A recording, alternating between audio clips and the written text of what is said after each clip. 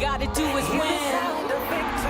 So if they sleep on you, tuck them in. Meet me at the top. If you bought, I'll drop my pen. So many stars in the making, thank you, sing. Eyes on the prize, I say passionate. I got the sauce like Diana, vision like medicine. They say patience is a virtue, so I went around the world and back again. Now NSL be on the map, no more imagining, it's happening. Week 15 kicks off at York Lions Stadium, where AFC Toronto returns home on a high after beating second-place Montreal thanks to that highlight reel goal right there. Calgary, meanwhile, still chasing that elusive first win, but there's Leah Blaney, their new head coach. She's got them moving in the right direction, and listen, underdogs can be dangerous. It's the first of back-to-back meetings between these two teams, and with the rematch just days away, there's a long game to consider alongside the one being played tonight. Well, come on in and join us. This is the NSL on TSN, brought to you by BMO, the official bank of the Northern Super League. I'm Kate McKenna, so pleased to be alongside former Canadian Youth International, Jess Lisi. And Jess, we mentioned it off the top, Toronto coming in rolling, a massive 2-0 win over Montreal, some solid debuts from Shalina Zadorsky, Sabrina D'Angelo. But to you, it was a bit of an uneven performance, a bit of a tale of two halves. Yeah, I think inconsistency has been a pretty common theme for Toronto this year. It's not something we saw last year. There really wasn't ever a question mark around urgency, but I thought in this first half, they really struggled to create anything too dangerous in the first half. You see here, they do lose this ball, the transitional moment happens. Can they drop a little earlier? Can they be turned on just that quick second beforehand? They do well to recover, but like I said, the first half overall, it wasn't coming together for them. That final piece of the puzzle was a bit of a struggle, but what I will say is in the second half, they came out with the right attitude, that urgency that I'm speaking about. We saw it. Kaylee Hunter gets this ball, plays it beautifully to Lauren Rowe, who uses her pace and has a quality finish at the end of it. And then here defensively, Nikki Small invites that ball to be played to Minas, applies the pressure, wins the ball. It leads to a foul, which ends up being a red card, and Kaylee Hunter steps up and buries this. But then when we go back to that inconsistency piece, Kate, it's about being able to finish these opportunities when they come. This is a beautiful ball across, but can this find the back of the net? So in those moments, the ball needs to find the back of the net if they're going to want to continue to find results and climb the table. Well, you mentioned Kaylee Hunter. One thing she has done is consistently been in the lineup for this AFC Toronto team. She has started every single match. Marko Milanovic repeatedly calls her the best young player in Canada. And right now she leads the league in total shots and also shots on target. So a big piece of the puzzle for this Toronto team as we look at the starting lineup brought to you by DoorDash. You see Hunter getting the start once again up top there. A great little partnership developing between she and Lauren Rowe. Colby Barnett returns in the midfield after a 2-match suspension for a red card. And Sabrina D'Angelo getting her second consecutive start in net tonight. A few moments ago, she caught up with our Ashley Docking. Sabrina, thank you so much for joining me. Congratulations on the debut, the clean sheet last week. I want to talk to you about the way that you've adapted and fit in with this team. Now that you've gotten a chance to meet some of the girls and spend some more time, how are you feeling? Yeah, feeling good to be here and integrated in with the team. It's not a hard team to join. The girls are amazing. The staff is amazing. And yeah, I'm here trying to give my best and use my experience to help the team. But they're a great group, so it was really easy to come in here and join them. And talk to me a little bit about your preparation. You guys have Calgary today, so what do you go through in terms of your routine to be ready? Yeah, obviously the coaches take us through some scouting reports and whatnot, but I think it's just like it was a quick turnaround, so it's just making sure that I'm getting what I need in training, and then at the end of the day, it's just another game and against a tough opponent, but hopefully we can get the job done tonight. And are we expecting Bonnie and Jerry to be here, your parents? Because I know you were saying that they haven't got a chance to see you play a ton. Yeah, my parents will be here tonight. I'm so excited, and yeah, you can hear the emotion. It just means so much to be here, so yeah. I'm glad that they get to see you, and good luck. Thank you, thank you. What a beautiful moment that was. Sabrina D'Angelo said one of the reasons she wanted to come home was to play in front of her parents, so she will, in fact, get that chance tonight. Let's pivot to Calgary, though, Jess. Last match, they were in tough against the top team in the league in Ottawa, and there were moments, there were periods of quality from them, but it just wasn't consistent enough. No, I think that Calgary's a team that's struggling a little bit, right? Let's just call it what it is. But I do think that we've seen a lot of improvement from them, and this is one of the areas they struggle with, is that defensive organization, right? Why is Tilly James not getting getting out there sooner? And then why is this ball being played to Belzile and she's wide open all alone? But they did come out and find some bright spots. We see Maya Jones get this ball across to Johnson, who does so well, comes up bravely, doesn't hesitate, and finishes this beautifully. And there was some momentum, and they used it to their advantage. We know that they're a transitional-based team, that they do have those moments of good, tight lines up front to be able to hurt opponents. But in the end, it was again a lapse in judgment. It's too easy here. There's no reason there should be this much time and space on the ball. This ball gets cut back. A bit of confusion on who's supposed to be picking up Friedland, and she does well to find the back of the net. So they need to be tighter. They need to be more organized if they want to come out and find some results. You mentioned Maya Jones there with the assist. She's a player who Toronto knows is dangerous. She spent time with that team last year, and Coach Marko Milanovic says he's a big fan. He says he hopes she does great, just not too great these next 2 games, is what he had to say about her. Let's look at the starting lineup for the Calgary Wild now, brought to you by DoorDash. Coach Leah Blaney sticking with the same 11 as she did last match. But if you look at the list of substitutes, you'll see 2 less familiar names, American Taylor Otto and Canadian Frederic St-Jean, both new signings. They are available off the bench tonight. Collie Johnson was the goal scorer for Calgary in their last match, and she's pitchside with Ashley Docking. Callie, thank you so much for joining me. I do want to start with the tough stuff a little bit. Quite frankly, the season's been challenging for you guys, but I want to know about Leah's involvement now and how that might be refreshing and give you guys a new place to start and a new jump-off point. Yeah, I mean, as you said, it's been challenging. I think it's a tough season for us, but I think we just got to keep going. Having a new coach come in, that's a great way to kind of introduce new ideas and kind of get a fresh start. So we're looking to use that to our advantage and, still be competitive in games. We want to win games. We want to get to a point where, we're being competitive in wins. And, I think for us, it's just about working hard and doing the little things right.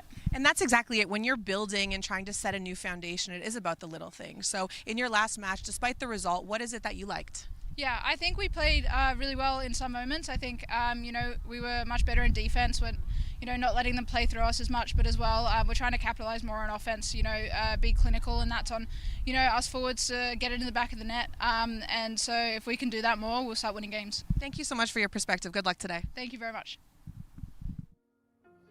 It's Caribbean Carnival Festival night at York Lions Stadium, which means the vibes will likely be excellent. And you know who else will be excellent? Jess Lisi and Matt Cullen. They've got the call next.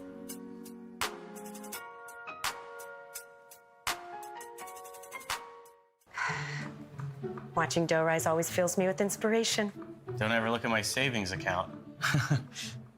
The dough doesn't rise. BMO has 2 simple ingredients to make your savings rise. Great interest rates and no monthly fees. Yeah, that would do it all right. Plus, get a cash bonus for opening a checking and savings account. So BMO helps your savings grow bigger faster. Like a triple dose of yeast. You're hired. What? No, I wasn't looking for it. Yes, chef. Yes, chef. Yes, chef. BMO. First game. First whistle. First goal. First jersey. First autograph. First favorite player. First away game. First big win. First time thinking, that's gonna be me. Firsts help us move forward together. Toyota, founding partner of the first professional women's soccer league in Canada. For the big, for the small, the short, and the tall. Peacemakers, risk takers, for the optimists, pessimists, exhibitionists, for long distance love, for introverts and extroverts, for the thinkers and the doers, for old friends. Coca-Cola, for refreshing moments, shared together.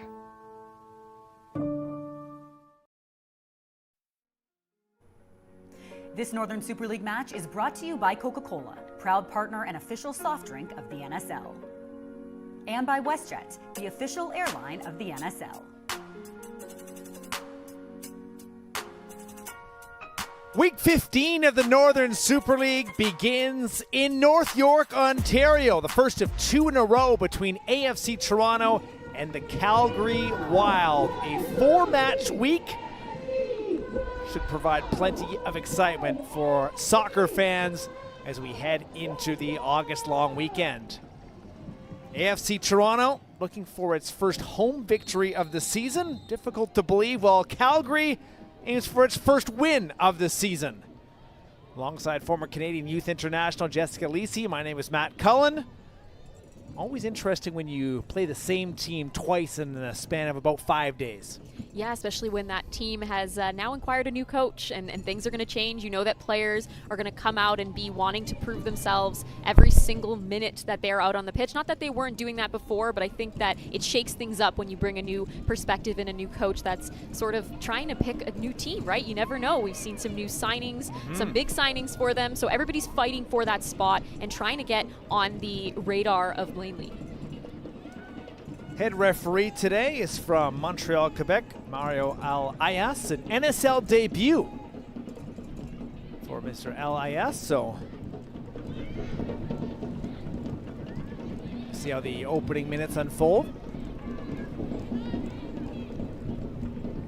Maya Jones played forward there, of course, spent some time with AFC Toronto last year. Didn't suit up for them on the pitch, but as Kate and yourself mentioned in studio, Marko Milanovic is a big fan, so Jones going up against her former squad. I'm a big fan as well. I think Maya Jones has been phenomenal for the Calgary Wild since she's been able to suit up. She makes things happen for them in the attack. She brings great IQ. Ball through, Nikki Small, Lauren Rowe. Nice little trade-off there. Ball into the penalty area, and that's dealt with by the Wild. Gone 12 straight matches to begin the season without a victory. Also looking for their first ever win against AFC Toronto. AFC Toronto took all 5 meetings last year, took the opener this year by a score of 4-0 at McMahon Stadium. So lots to play for here for the Calgary Wild, and of course a new boss, a new manager to impress. We touched on that as well, and it's an AFC Toronto team that also got a bit of a boost in terms of some new signings, some very familiar names in the Canadian footballing landscape. Of course, Sabrina D'Angelo, Selena Zadorsky, both in the starting 11 for the second straight match. And they bring great leadership, and also something that Coach Milanovic has mentioned time and time again about both of them is the character that they do have. And I just, off of that point, Matt, I just want to point out how one of the issues that Calgary has had coming out of the back line is when they do try to build, they don't quite take care of the ball, and you're seeing it just there. That needs to be more precise when you're trying to play out of the back line. Otherwise, it's going to come back down your throat, and it's going to hurt you, especially against a side that has players like Lauren Rowe and Kaylee Hunter who are always ready to pounce. Well, they do a good job, the Wild do, of winning it back, but look at frustration there between Caitlin Talbert and Tilly James. Bit of miscommunication. That's always the worry, Jess, when you get a team that struggled out of the gate, the losses have piled up, just the patience level is that much shorter.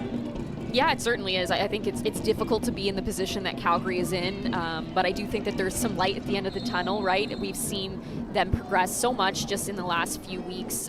They've come out with the energy, they've come out with the mentality, they've really been tested. So I think they're showing a lot of great strengths recently. Marko Milanovic said that this is the wrong time of year to be playing against the Calgary Wild, and not just once, but twice in a row with the new manager. Difficult to predict what to expect here, so his team is on guard here for what could be a different looking Calgary Wild team.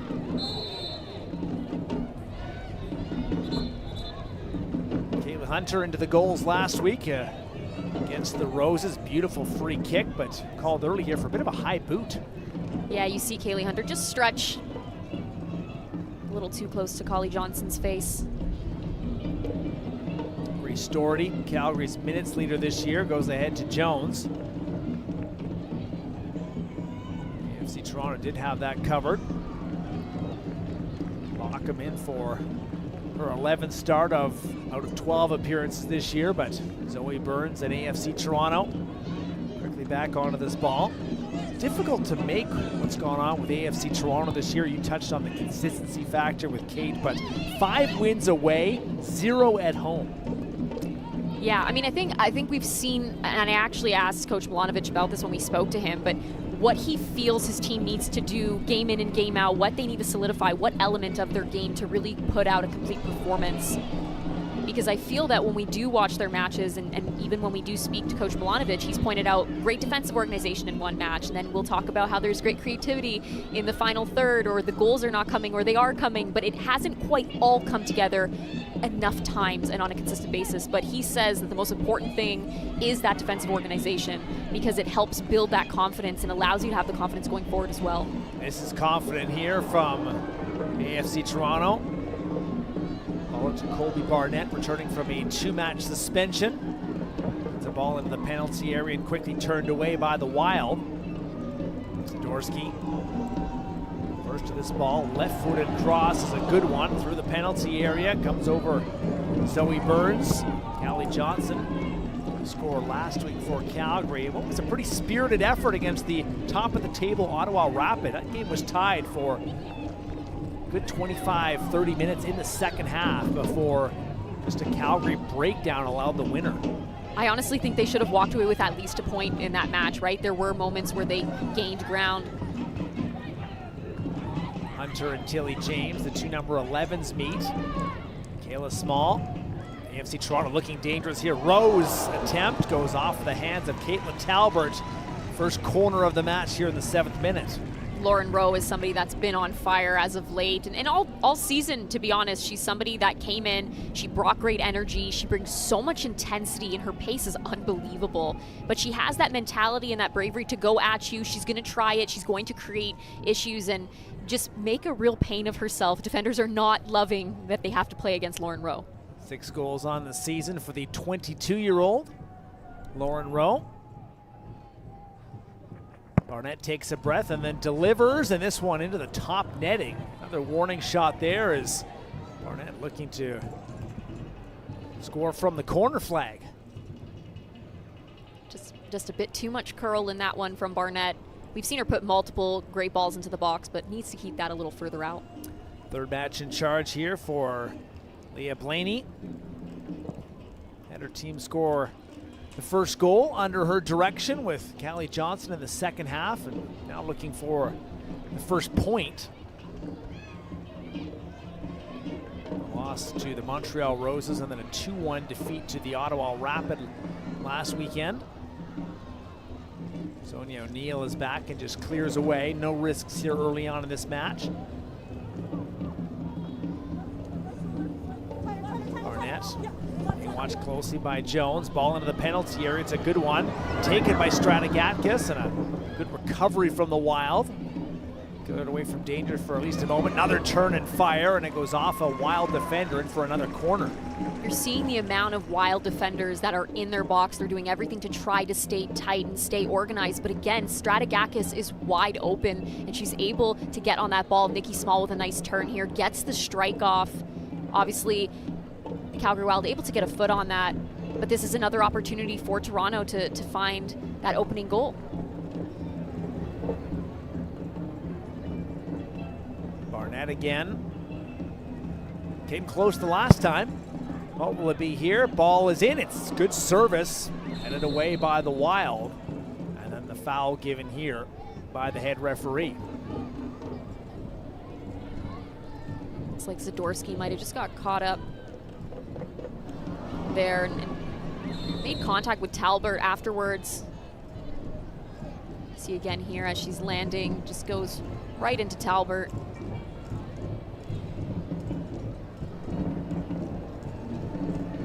Zadorsky played the full 90 minutes. The 2-0 away win at Montreal. Also picked up a yellow card in the 70th minute. Pickett looking for the restart, back to D'Angelo.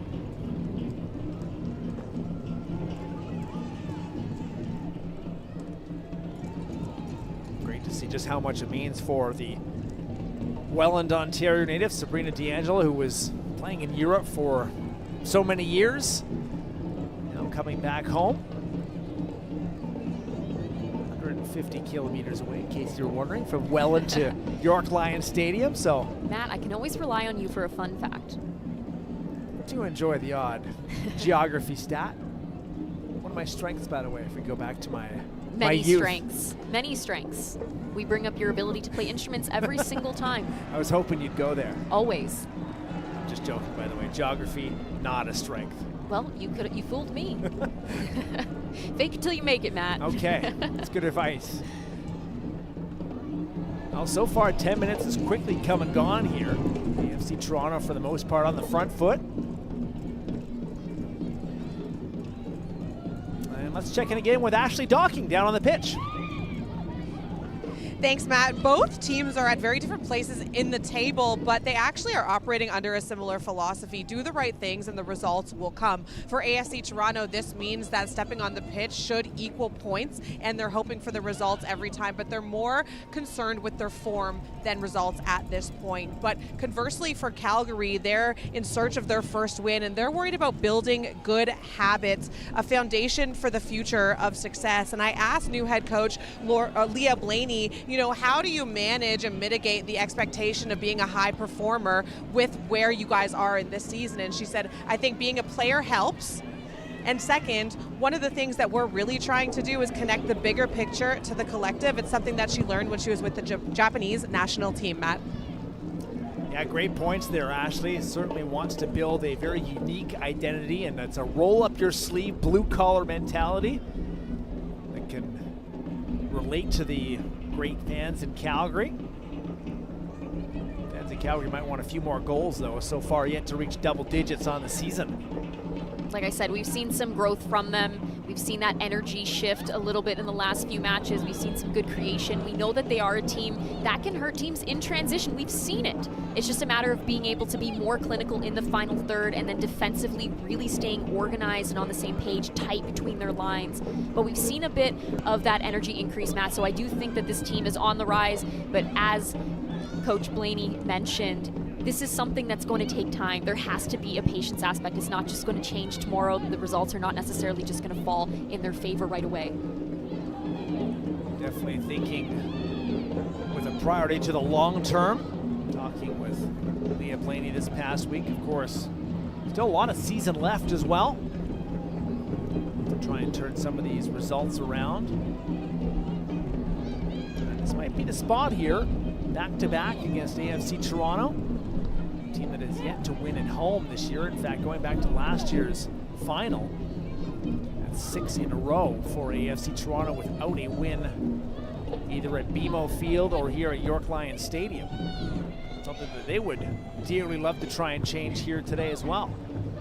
Just 2 points from their first 5 at home, but are in third place in the table thanks to some great away form. 5 wins and 7 away. Jones in the middle, Savitsky plays his back.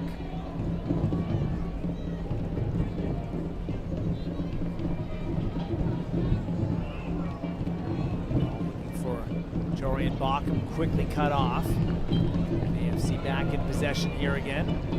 Room to operate. All sent ahead for Hunter, but Michaela Moore tracking this one, and then we'll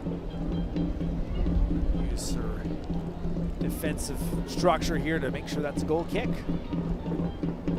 You see a bit forceful from Sonia out of the back.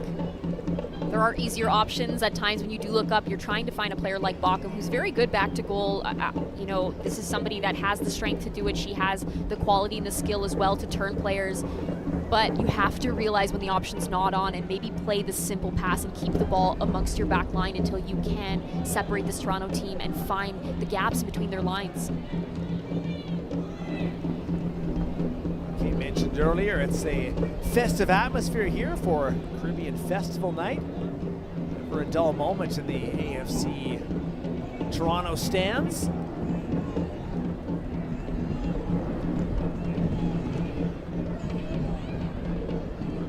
Drums going long before kickoff as well. Huttenberg's ball back to Pickett for a second match in a row after missing about 6 weeks. So AFC Toronto working to get back to full health.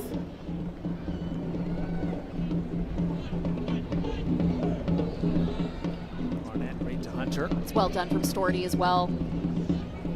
She's always ready. She knows what she needs to do, and she will run through a brick wall if it means stopping the ball. But you can see there just her awareness to apply that pressure and not allow Kaylee Hunter to turn.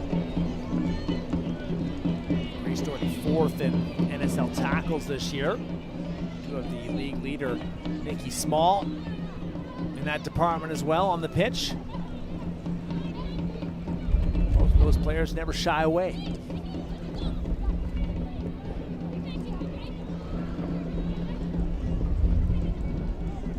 Burns goes back to Pickett. Locking with the pressure. Zadorsky. Former West Ham United defender. Plays ahead to Hunter. Hunter's ball through, sent away quickly by Moore. Rollins will leave this for D'Angelo. 24 caps for Canada. For Sabrina D'Angelo. Of course, Zadorsky, a regular since 2013 with the Canadian women's national team. So certainly some firepower added here for a Toronto side that's 6 points back of the Montreal Roses for second in the table. And as I mentioned before, Coach Milanovic has really preached the importance of that defensive organization and how he felt that they were taking big strides, and adding two players like that to your back line to just help lead and stay and keep everybody connected and bring that experience that they have and bring that leadership is massive for them. And it's only going to continue to grow as these players start to gel.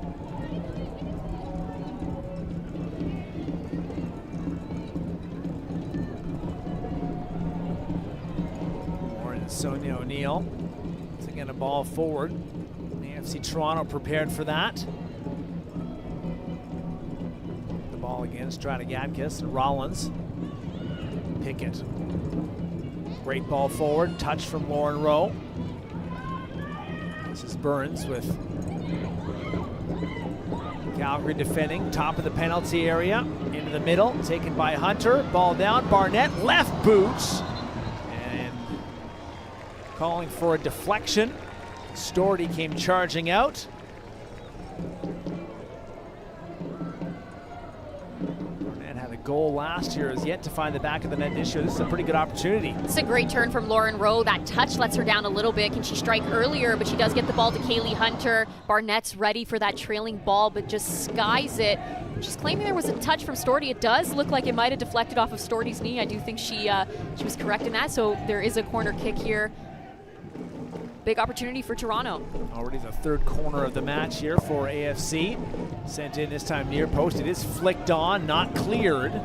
Although it does just hop away from Small into touch. AFC captain will take a look.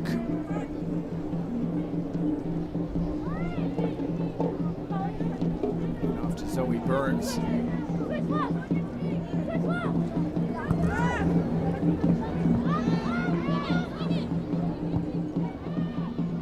Rollins and Zadorsky, the back three for Marko Milanovic.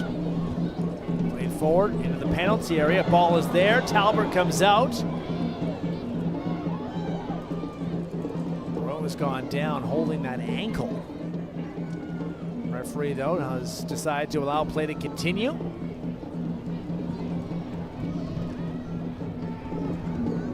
So Storty. He's played 90 minutes every match except for once. And a staple for this Wild team. Here's Tilly James.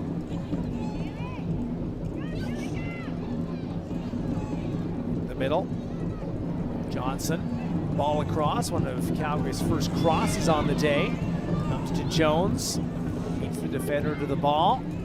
Barnett will chase her all the way to the corner. And AFC Toronto does well, winning that ball back quickly.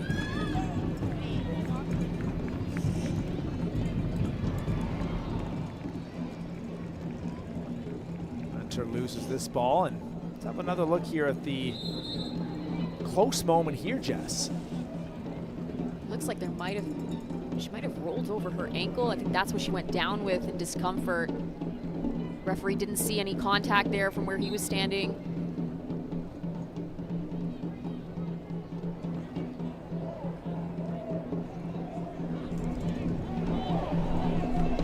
Storty's ball ahead of Bockham, so D'Angelo will take over. Just a moment of hesitation there in front of the Calgary Wild net.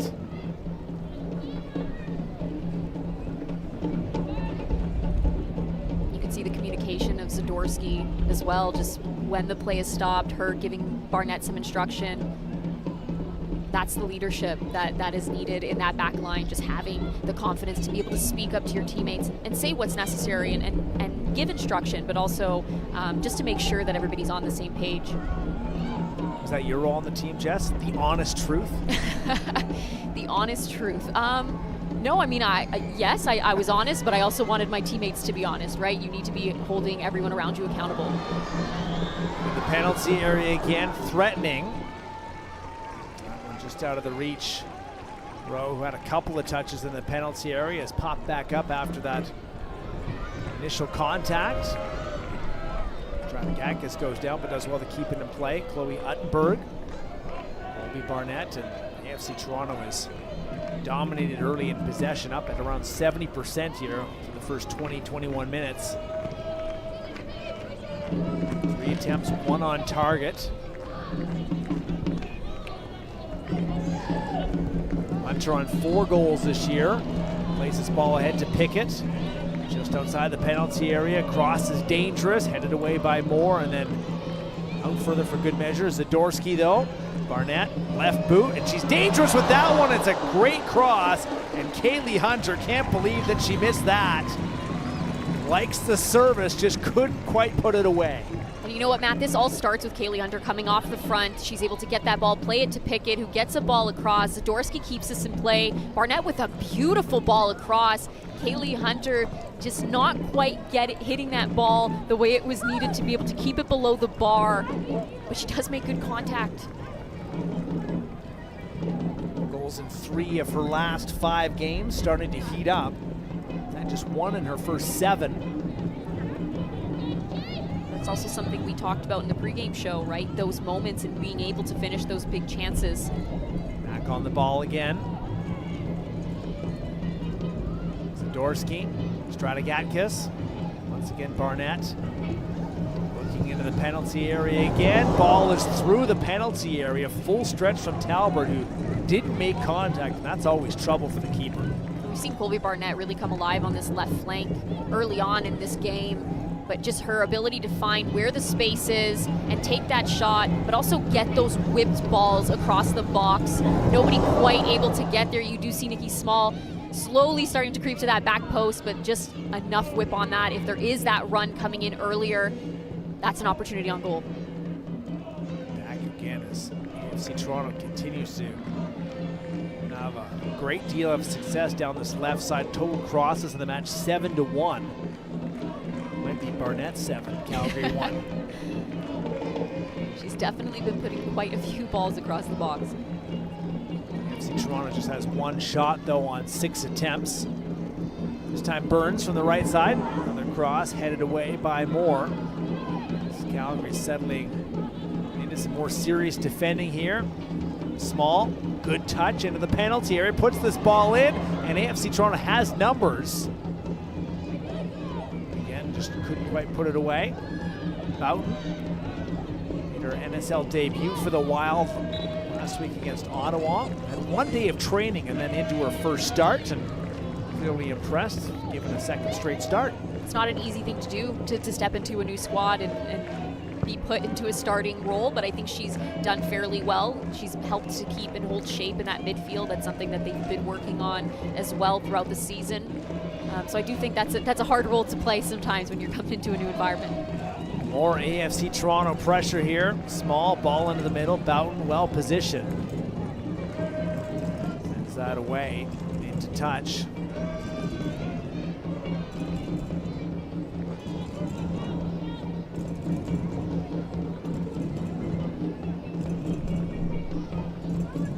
Toronto looking for back-to-back wins for the 2nd time this year. One another corner here. We're 4 on the match.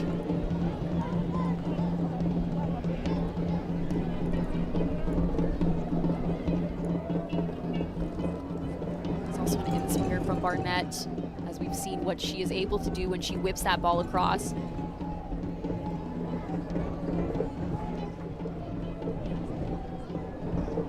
Looked very dangerous today in her return. Savitsky well positioned. Huttenberg back on the ball. As it forces AFC Toronto back. Chance to make amends here, though. Small. Ball forward. Zadorsky playing up high. Sonia O'Neill with the challenge coming in, and the defender does the job there. Defender on defender. You see that immediate reaction from Zadorsky. She isn't able to get there. Sonia beats her to the ball, but she is immediately pressing and not allowing her to clear it. Hunter this time with the cross, and once again handed away by Moore. Small, just outside of the penalty area, will try an attempt on goal, and it's reeled in by Talbert.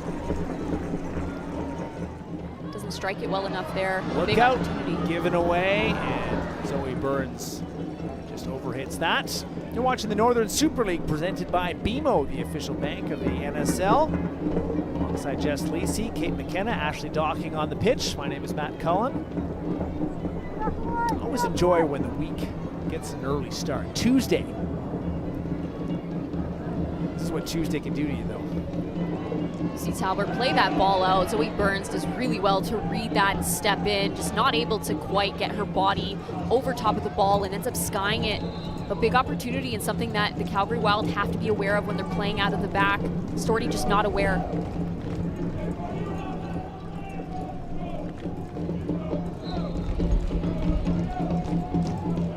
Quick pause from the head referee.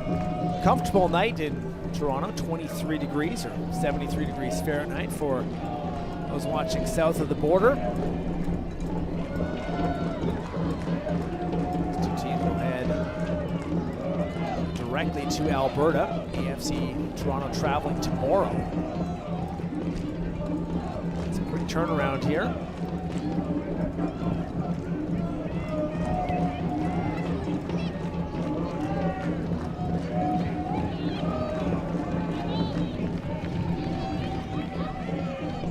Doherty into Johnson. Grace Doherty's ball into the penalty area, quickly headed away.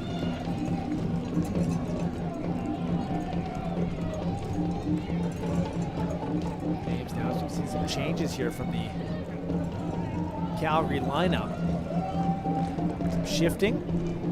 Doherty Howard, Markham, and Maya Jones.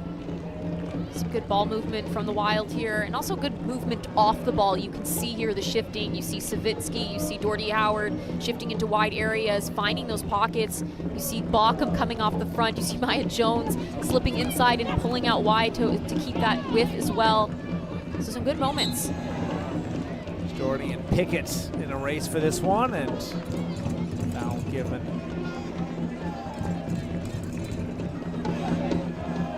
Bit of a shove there on the back of Pickett.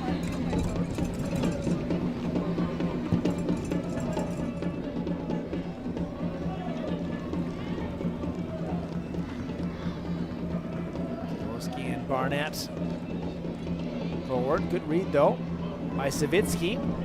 Into the middle. Making Doherty Howard on 3 goals on the season. Off to Maya Jones, cutting into the middle. AFC Toronto with defenders in place. No way through there. Good possession though from the Wild. Johnson, an attempt at goal. That one picked up by Sabrina D'Angelo. Made 3 saves in her NSL debut, keeping a clean sheet in Montreal. We're mentioning that there has been some good moments from this Calgary Wild side as they continue to look for that cohesive effort every single match. But I do just want to point out as well, there's so much individual talent. If you look at that, just the front 4 players between Jones, Baucom, Johnson, Doherty Howard, there's so much talent in each of those individuals, and it takes just a moment of individual brilliance sometimes to change a matchup, Matt. So I do think that, you had Kate mention before the game, the underdog. The underdog story sometimes, that's what brings you out on top. So I think that this Calgary Wild side most definitely has a chance in this match, but it's absolutely a bit of an uphill battle for them so far this season. Hunter trying to find a way through. Savitsky denying the first time.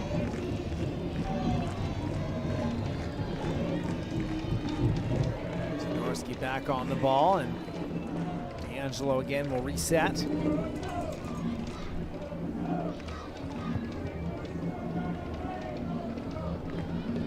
Barnett, Uttenberg.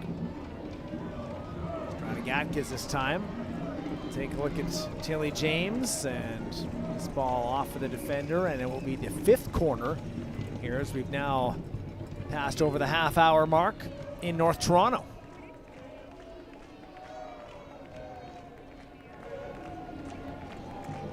Can Toronto find a way to convert on one of these corners? 5 corners already, as you mentioned, Matt.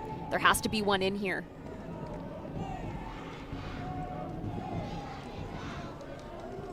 Piece defending has been a focus for Calgary over the past couple of weeks. This time Pickett's ball, back post, headed back across goal, and another close call. It's really been the story of the first half here, is close but just missing that finish. And that clinical edge is something that Toronto has been lacking a little bit so far this season as far as being consistent with it. You see Lauren Rowe attempt to head that, the technique really letting her down. She hits the top of her head with that instead of her forehead. It ends up going wide. But the idea is there. You see her make the contact, trying to get that ball on frame, but just needs to be cleaner from Toronto with that final action. AFC Toronto quickly back in possession. Tur Barnett, another cross in the near post, and this one again set for another corner. Pickett will rewind here and bring it back to the flag.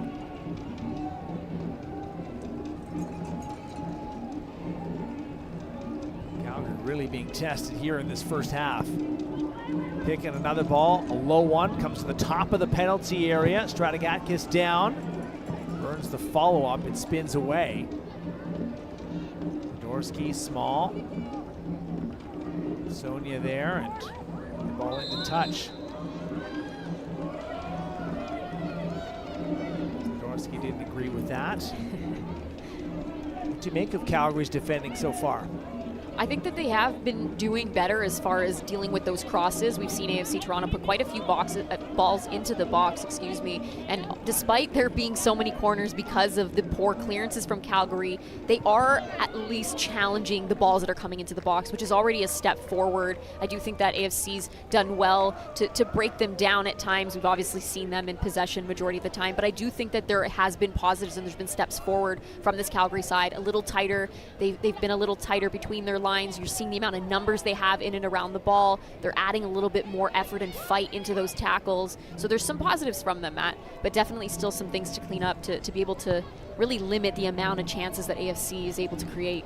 Already 9 attempts for AFC Toronto in this first half. 2 on target, though.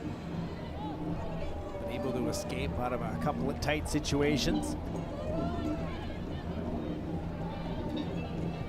Kayla Moore.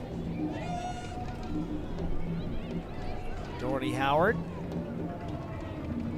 Direct some traffic in the midfield here for the Wild.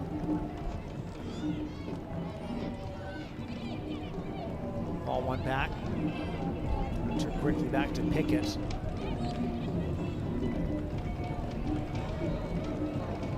Rollins and Zadorsky. Barnett. Once again testing that Calgary back line. Stratigatkis. Relentless pressure here from AFC Toronto.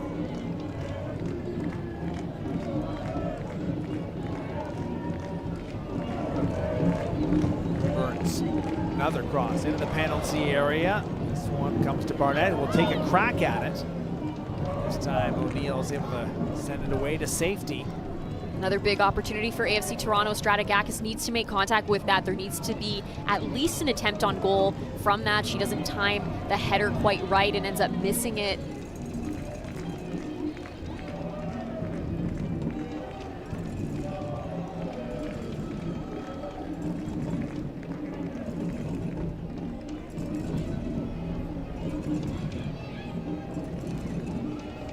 Toronto shook off a 3-0 loss to Vancouver a couple of weeks ago with a good response, and Montreal getting a couple of second half goals. This one into space. Hunter. Just enough room, although Tilly James meets her there. 7th corner is in order. And Coach Blaney mentioning to us Keely Hunter by name, you know, she said that there are many strengths of this AFC Toronto side. They're very athletic, they're very transitional, but she pointed out Kaylee Hunter, and she knows the threat that she is, and you can see the awareness of this Calgary Wild back line. Obviously, a lot of these players having played against her last season as well, but they're aware of her. They're not giving her that time and space that she's looking for.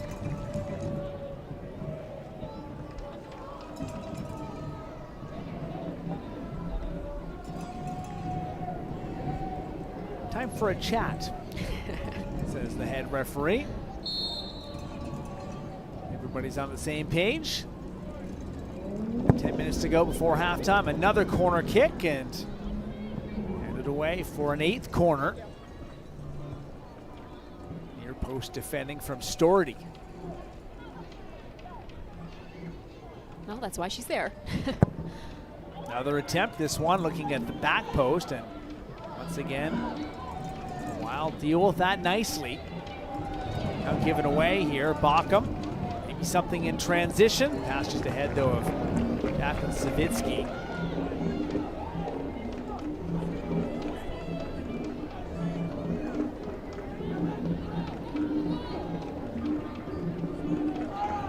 So I suppose the question begs here, Jess, that despite a sluggish start to the season, at times for AFC Toronto, have they turned the corner here in the back as we head to the back half of the season?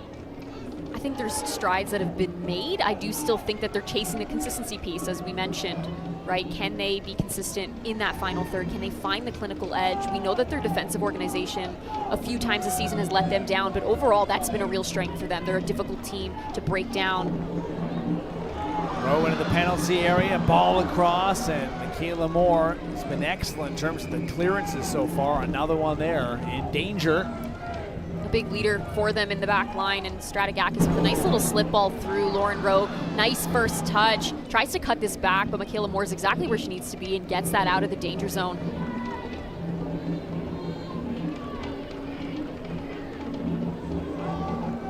But to answer your question again, Matt, I just think that in order for AFC Toronto to continuously climb the standings and end up where they potentially were last year, they do need to start to be more clinical with the moments that they're creating, because the creativity is never in question. They have so many talented players in the offensive third. They get so many numbers forward. They have great movement off the ball, but then when the ball lands in the 18 on multiple crosses and they're not able to deliver and get the ball to the back of the net, it's hard to get results. Porter Shield winners last year, 16 wins, 51 points. A bit of work to do to try and catch the table toppers. Ottawa at the moment 13 points ahead of AFC Toronto.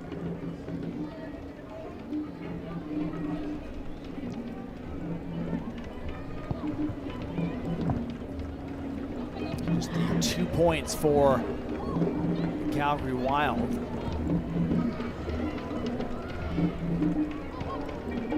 Win this ball back. Bockham really hasn't had a chance to test herself up against this back line here for AFC Toronto, anchored by Rollins. Yeah, and it's always a good matchup when you have Bockham and Rollins. Both players like to play that physical game. They're not afraid of it. They will go in aggressive. They will give it 100% all the time. I do think that Bockham is a player that's really strong when she plays back to goal. And again, Sarah Rollins is not going to make it easy for her, but she also has that ability to come off the front and find those pockets of space. So can she do that? Can they utilize her more so as that target 9, but then also get those numbers forward to support her so she has the option to lay the ball off and spin out?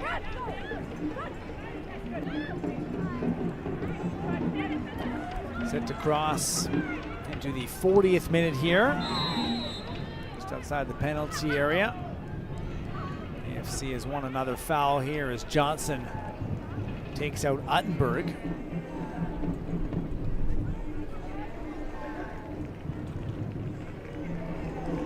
Johnson with her second goal of the season in the last match.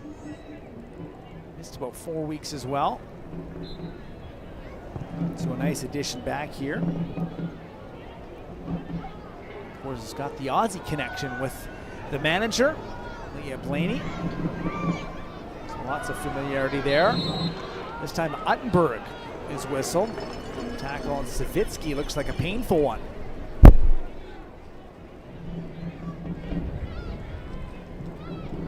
See Uttenberg just coming in from behind Savitsky.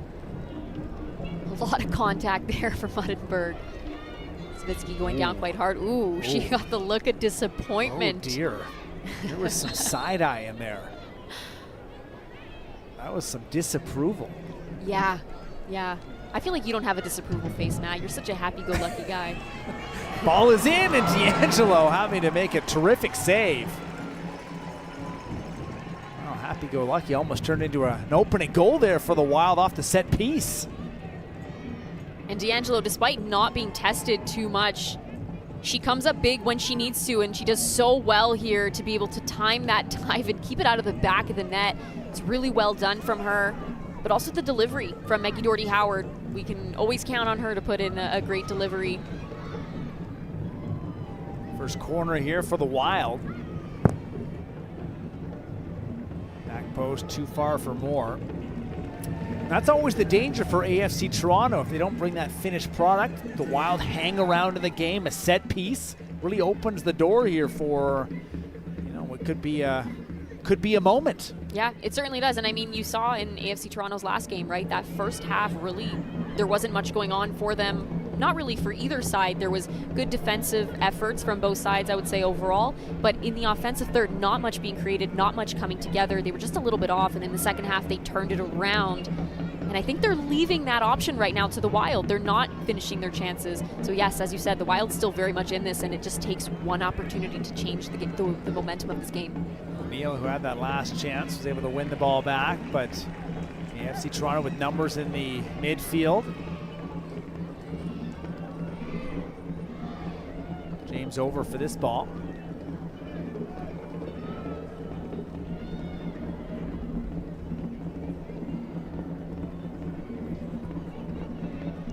Wild will look for a bit of possession here, a couple of minutes before stoppage time.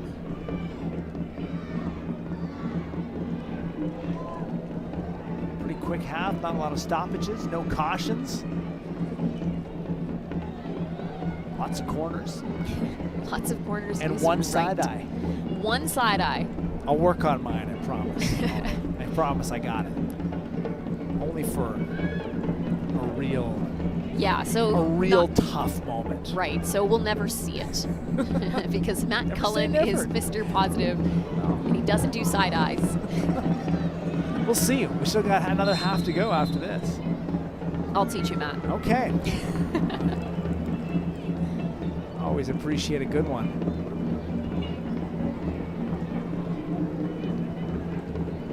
Flag comes up here.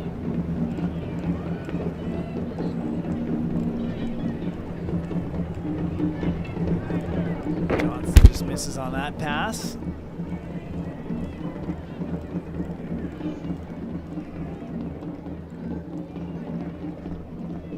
In terms of Calgary, do you like the game plan here so far? Maybe defend for the majority, step up in a few moments, or would you like to see them open up a little bit more here in the second half? Well, I think they're being cautious in the sense of that defensive organization has been their biggest thing that has let them down so far this season. So we're seeing the growth in that area. They are tighter. They are more aware of the transitional moments that AFC Toronto will bring. Rose ball not cleared by Sonia O'Neill and sent away quickly. So I do think it's about finding that middle ground, right? You can be cautious, you can be aware, have that defensive organization to know that AFC Toronto will look to go and in those transitional moments, and they will bring numbers forward, and you have to be able to have numbers back to deal with it, but then also picking your moments and going forward and creating a bit of chaos in that final third. What do you think his thoughts are, Marko Milanovic here? Well, I think AFC Toronto, as we mentioned, their defensive organization is something that they've really taken strides in so far this season.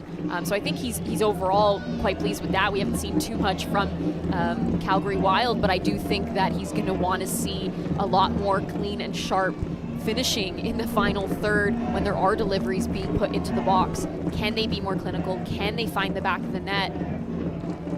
I guess what I'm asking is, will there be a stern chat at the halftime from the manager? Stern, yes. I don't think stern. No? I think he. That's overkill? Yeah, I mean, I don't think that this has been a poor half from AFC Toronto. I think they've kept majority of possession. They've been patient. They've picked their moments. They've gotten some great deliveries into the box. But again, that final action, just letting them down a little bit. So I think there's a lot of positives to grow off of, and I do believe he'll point those out. But he will also, give them a little kick in the butt to say we got to be able to find the back of the net on these opportunities. No stoppage time, so that is the end of the first half. Some defending from the Calgary Wild, a couple of chances as well, but lots of possession for AFC Toronto. 0-0 at halftime.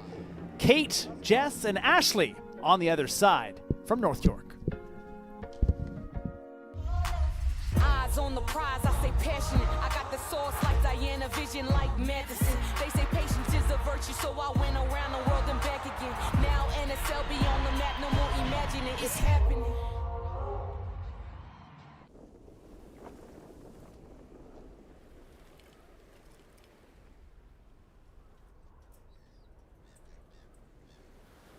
Huh.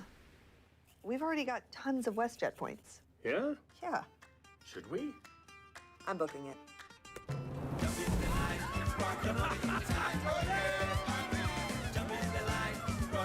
Your next travel story is waiting. Make it happen with the all-new WestJet Rewards. When you went down injured, your first thought in that moment was, oh crap, I've really done my knee.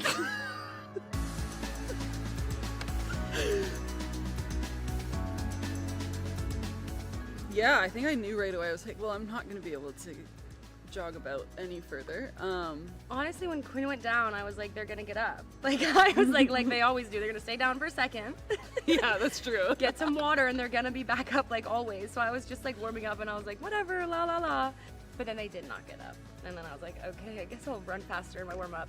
I got subbed in, obviously, and there was a lightning storm immediately. And in my head, I remember being like, this is so late, but I was like, this is gonna be like a turning point. It's gotta be. Like, it's a lightning storm. What do you mean? Like, that's wild. And we just got to go in and like regroup. I think we really needed that break. I think getting back into the locker room, I really felt like, wow, they have it. They have it covered.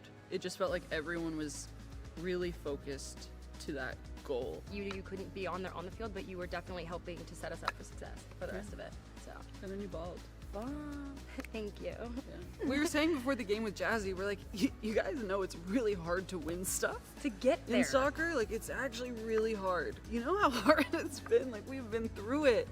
But I remember looking up at the clock at like the 75th minute, and I was like, we can win this. It was like literally pure elation. That's the only thing that I could say it. It's like, I couldn't stop smiling, and just seeing my teammates and knowing the journey that we took to get to this very moment is like, only we will know how hard that was. So that was pretty cool, I think, to win something. We knew how to respond when maybe things were not going our way. But I think just having everyone on board to, when things go wrong, we don't ever turn on each other. We actually turn towards each other to solve the problem. Yeah, it's like building on our culture. Yeah, building on our culture, staying together as a team. And yeah, last year's locker room was the most special that I've ever been in. So we can keep that rolling.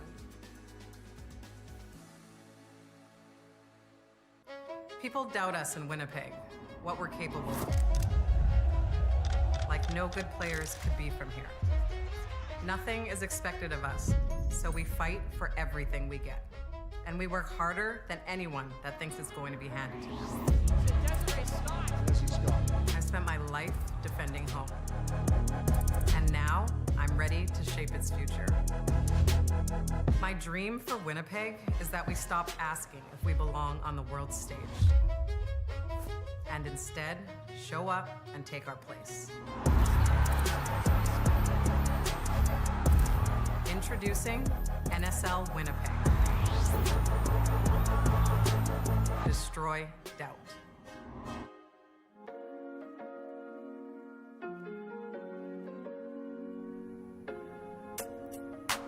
Welcome to the NSL Halftime Show presented by BMO, the official bank of the Northern Super League. 0-0 at the half. Toronto unable to find the back of the net, but they are firmly in control of this one. And the stats tell that story. Just look at the possession differential, the total shots, The corners 8-1 in favor of Toronto. And listen, Colby Barnett made her presence known in that first half after missing 2 games due to suspension. She's standing by with Ashley Dawkins. Colby, 0-0 after the first half, but you guys have dominated possession. How have you felt about your opportunities to attack? Yeah, really good. I mean, we're just trying to get the ball in the attack. In previous games, we've struggled a bit with just our final ball. I feel like it's getting a little bit better now, and it's just a matter of time before we put one in the back of the net. Do you feel like you guys are doing a good enough job of taking advantage of some of the turnovers, and how can you maybe turn that into a little bit more offense, if that's possible? I'm nitpicking at this point. Yeah, I mean, yes and no. I mean, there's definitely been times where we've gotten a good opportunity, but at the end of the day, we need to finish these chances, so hopefully we do that in the second half. Thank you so much, and welcome back. Thank you. Appreciate it.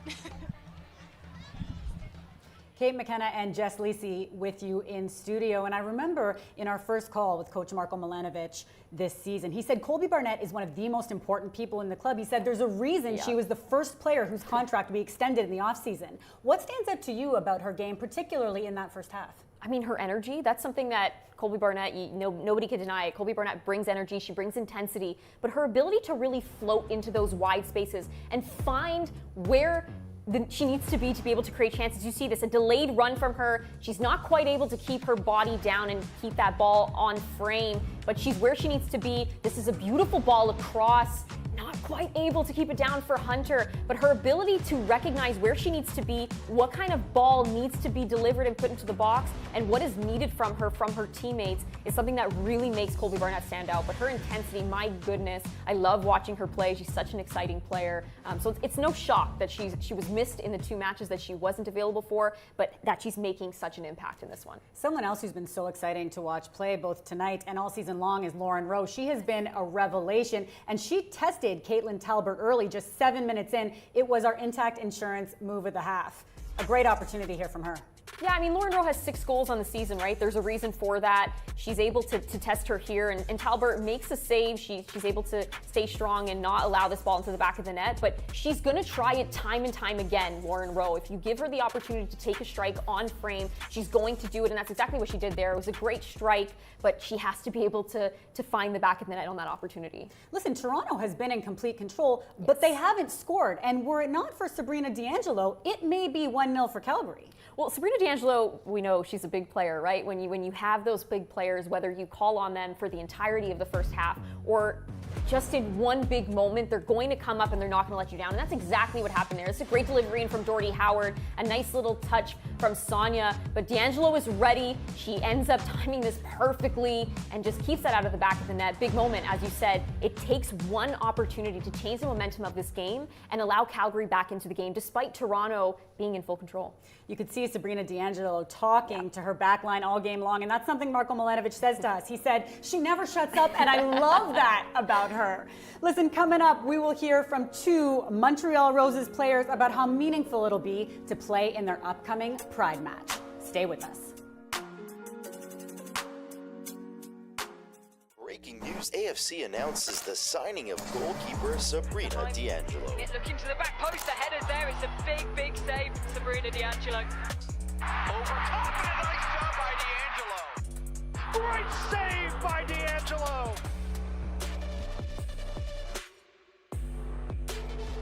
And the save from Sabrina D'Angelo.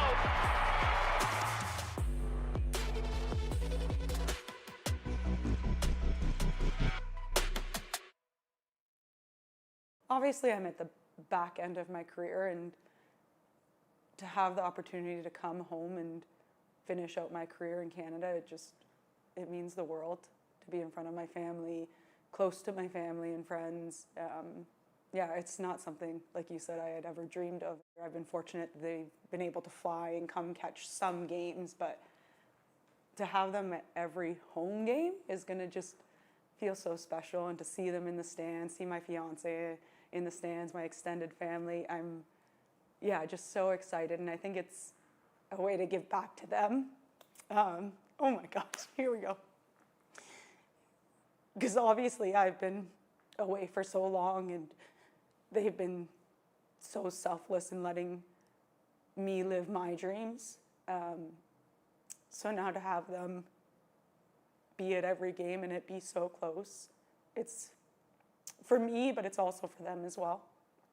So yeah, being a part of a new league and a new league in Canada, and to create that legacy and to help build something really, or continue to build something really special here, and to leave my imprint in the best way possible. Yeah, it's another way of giving back to soccer in Canada, and I'm honored to be a part of that.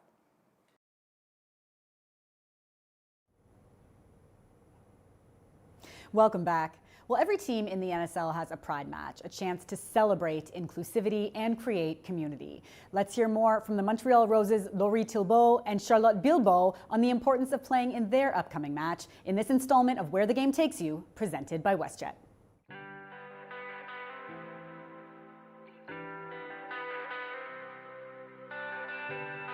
On profite de la visibilité qu'on a pour pouvoir célébrer ce genre d'événement-là.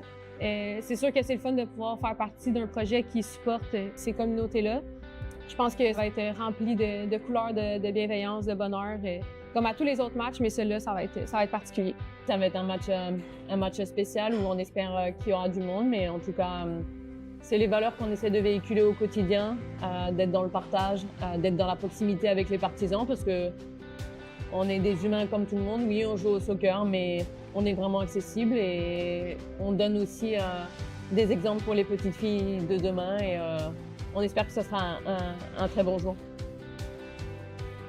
Ça fait partie de la culture ici, de se sentir chez soi, d'avoir un sentiment d'appartenance au logo.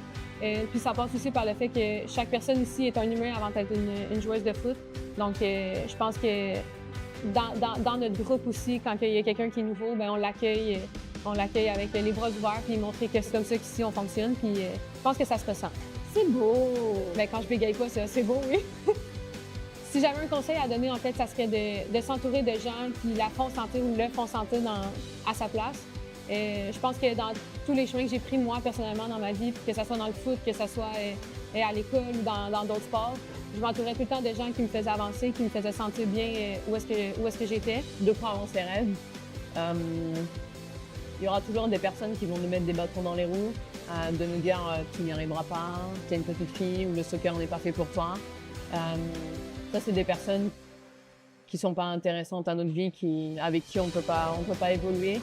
Et puis, c'est de croire en ses rêves, de toujours travailler, de toujours être dans le positif, parce que des fois, ça ne va pas se passer comme on le veut, mais il faut continuer à travailler parce que tout travail mérite récompense et un jour, c'est ce qui se passe. Donc, il faut continuer à travailler et croire en ses rêves. That's it! That's it! See you on the beach! The Roses Pride match takes place on August 7th. They're also in action tomorrow against the Vancouver Rise. That's at 10 p.m. Eastern on the NSL's YouTube page, TSN Plus, and RDS. Scoreless at the half between AFC Toronto and the Calgary Wild. Sabrina D'Angelo coming up big when she was called upon. Toronto knocking on the door as they look for their first home win of the season.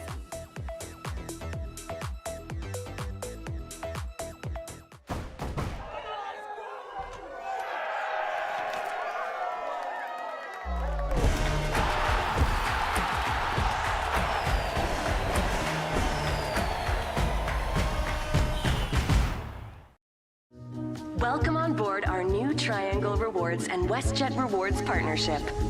Prior to earning, ensure your accounts are securely linked. In the event you shop or fly with us, earn Canadian Tire money and WestJet points on all eligible purchases. Breathe normally and secure your own rewards before assisting others. Take a moment to locate where you can spend once and earn twice. Link today and watch your rewards take off. For the big, small, short, tall. For old friends. Coca-Cola. For refreshing moments. Shared together.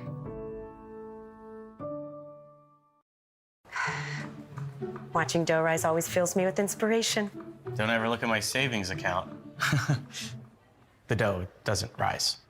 BMO has 2 simple ingredients to make your savings rise. Great interest rates and no monthly fees. Yeah, that would do it all right. Plus, get a cash bonus for opening a checking and savings account. So BMO helps your savings grow bigger faster. Like a triple dose of yeast. You're hired. What? No, I wasn't looking for it. Yes, chef. Yes, chef. Yes, chef. BMO. Welcome back to York Lions Stadium. Looks like there is a lot of attention around the barbecue stand here, Jess. 0-0. Blame them? Builds up an appetite, I suppose. As AFC Toronto looking for a breakthrough today, but Calgary has been adopting the strategy of seemingly bend but not breaking. Solid when things got a little testy. Yeah, I mean, I think that, again, they've kept Toronto at bay. Unfortunately for Toronto, they haven't been able to capitalize on the opportunities where they did really break Calgary down. Calgary's done decently well with the crosses that have been coming in, giving up corners with their clearances at times. That needs to be cleaned up. And again, they have been tighter in between their lines. Can they be even more organized? Absolutely. But overall, not a terrible defensive effort from the Calgary Wild in that first half. AFC Toronto really coming at them, but just ultimately not being able to find that clinical edge that was needed. Couple of changes here for the Calgary Wild. Looks like an NSL debut here for the Cleveland, Ohio product. Taylor Otto, the 26-year-old, announced this morning. One of 3 new additions to the Calgary Wild. Another change coming in is Tegan Stewart, the 18-year-old, for her 13th appearance of the season, has been involved in every match for the Calgary Wild this year. So a bit of a different look. Otto comes in with experience in the NWSL, also played for Celtic, Australia's Melbourne City FC. It all comes back to the Aussie roots here, Jess, let me tell you. It certainly does, and Otto is a big signing for them. Again, helping to solidify that defensive effort that they've been looking for. Brings in great experience, a really talented player. So I'm excited to see how she's able to fit into this squad and help them grow from here. Well, AFC Toronto has been on the front foot for most of this match, but Calgary so far right in it. Kick away from taking the lead against a team they have not beaten in the club's history. So here we go, half number 2. Glad you're with us here on this Tuesday night from North York. The sore one there for Kaylee Hunter. He's had a couple of good chances as per usual. Savitsky and Sonia O'Neill. That's the night after 45 minutes. Otto and Stewart both into the match. Speaking of, Taylor Otto right onto the ball. 5'10" center back, brings a lot of height, some size.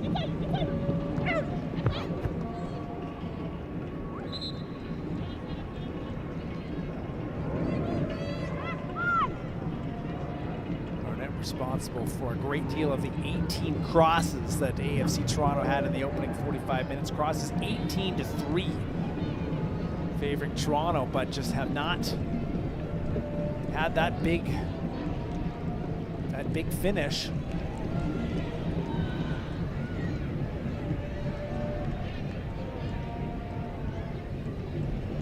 Stordy down this near flank. Good run here for Calgary's number 2. Ball into the penalty area, quickly sent away. We know Grace Stordy has the confidence to go at players and continue to drive forward if you give her the space to do so, and that's exactly what she did in that moment.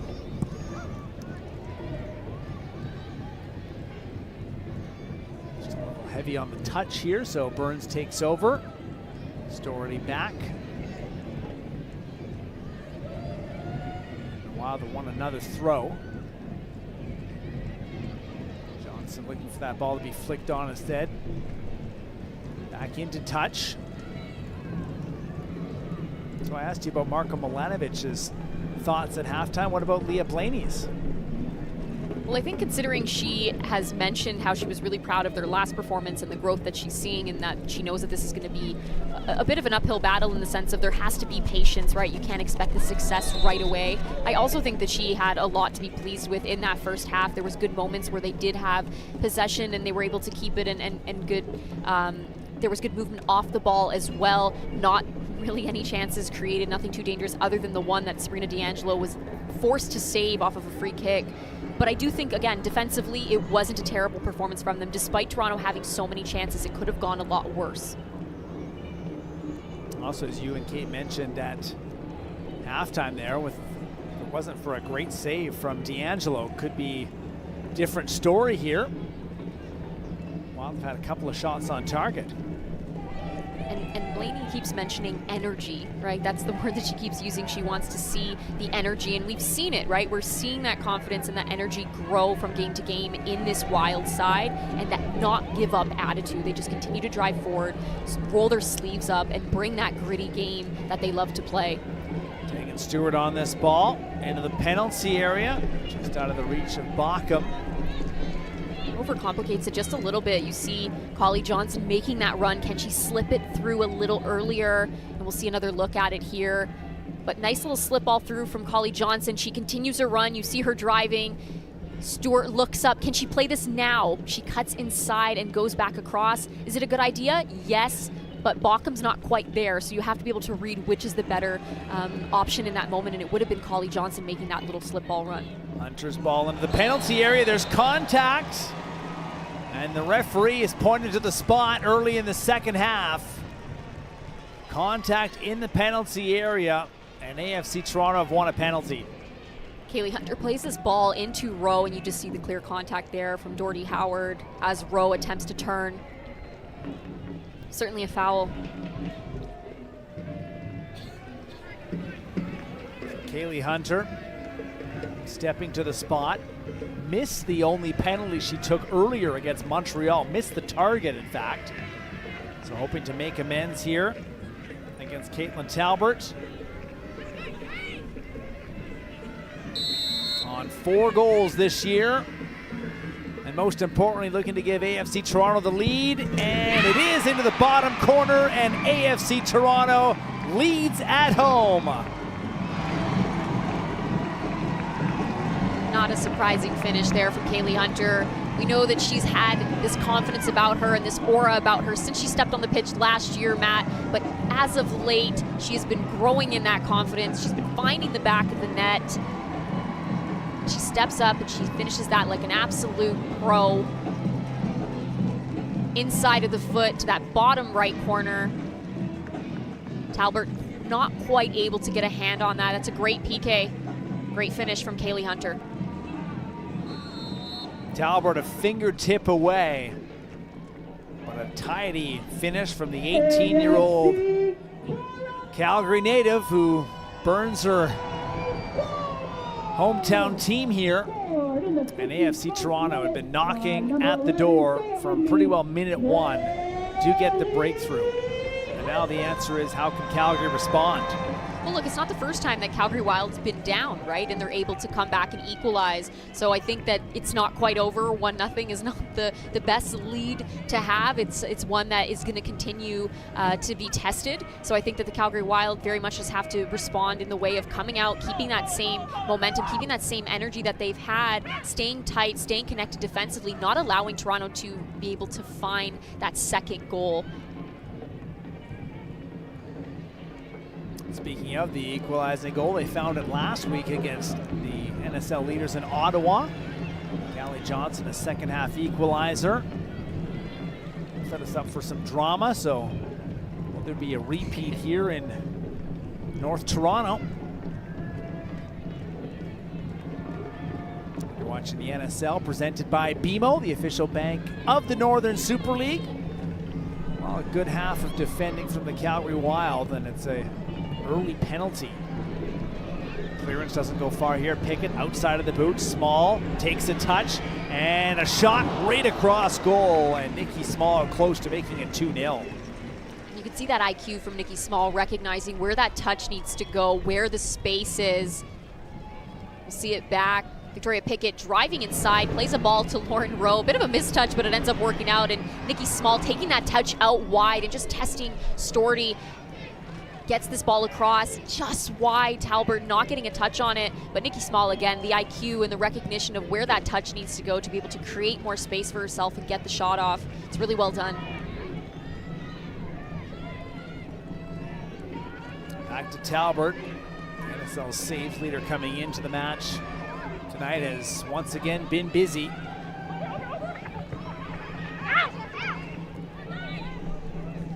AFC Toronto winning the throw.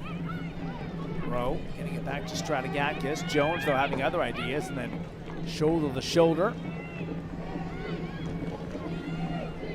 Moore gets this forward and now sent away.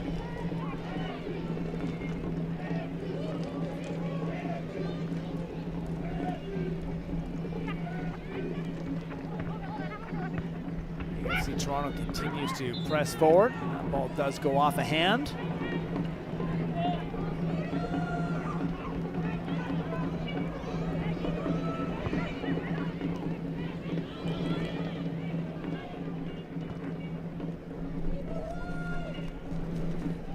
Into the middle. About operating with a bit more time and space. Jones.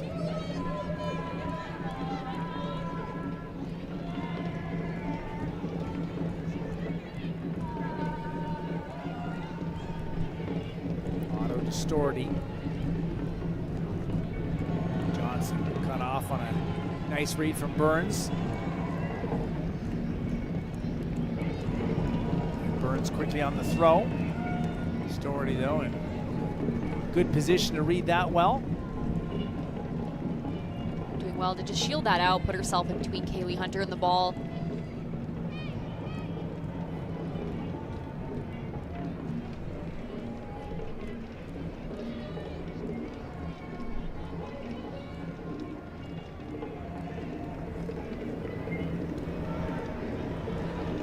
Coffee Johnson just losing her footing a little bit. That allows AFC Toronto to get back in possession. And Uttenberg. Howard. It's well done from Baucom to not force that and recognize there's no numbers forward, keep that ball and repossess it. Good read though from Barnett to step in front of that pass, and AFC Toronto really feels like the body language here is that one is not enough. Considering the amount of chances that they had in the first half, Matt, I think that's the right mentality. One can't be enough.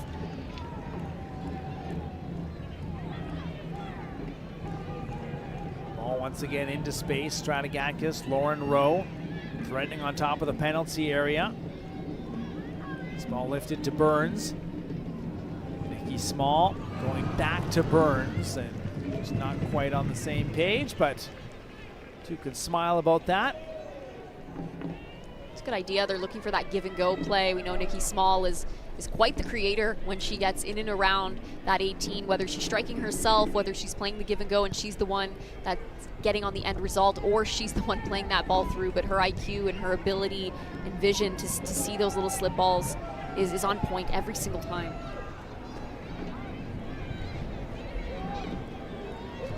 I'll take this ball. We'll try and get back into possession.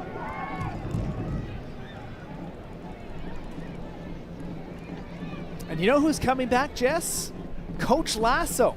You better believe it. The new season premieres on August the 5th. There to defend Johnson. From what I understand, I hear you have some watching to do. I do. Get caught up. Yes, I've been hearing how great this show is, but I have yet to watch it. And you said you're not much of an avid show watcher, but you recommend it. So I am not. I feel like I'm way behind in every single pop culture department. Ashley Dawkins could be my that hurts me a little bit, though. I'm a big show watcher. I just and you missed it. Yeah, I mean I haven't gotten around to it. Okay, Matt. I've been busy in the booth. Busy in the booth is always a good thing. Well, anyway, you have till August the 5th, so. Yes, I will. About a week. I'll be tuning in. All right.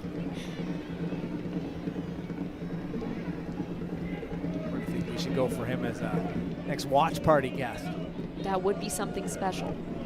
That might be asking a lot. It might be, busy but schedule you know, for Coach Lasso. Never say never. I'm an optimist. You said it in the first half. This is true. Let's go for optimism.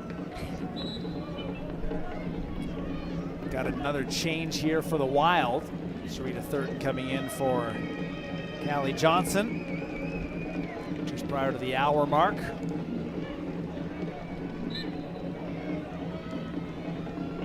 Thurton coming in for the third straight match off the bench. Usually from Ajax, Ontario, not far off from York Lions Stadium.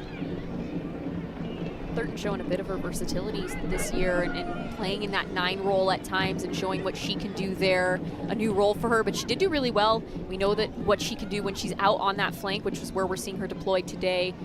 But just her pace and her ability to get those balls into the box. Really fun player to watch. And on 3 goal contributions last year. So far, the Wild just have the 9 goals for the first 12 matches of the season. Goals have been rather few and far between. Still a half hour, though, to try and climb back into this one. Taken Stewart, pushes this off. Doherty Howard will strike, and that one curling just wide. Maggie Doherty Howard very close to making amends. This one took a touch and will go for a corner. Well, as I said, this is not a team you can necessarily count out. They do well to drive forward here.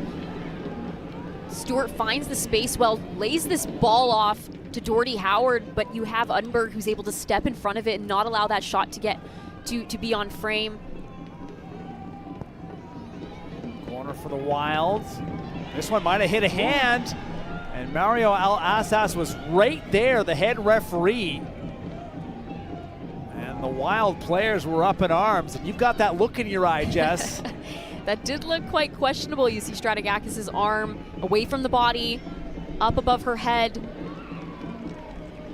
You were giving me that side eye, and that means something happened here. I mean, let's take another look here. Oh my. You do see the clear contact on Stratigakis' hand. Oh my. It's a big miss. Calgary just cannot buy a break.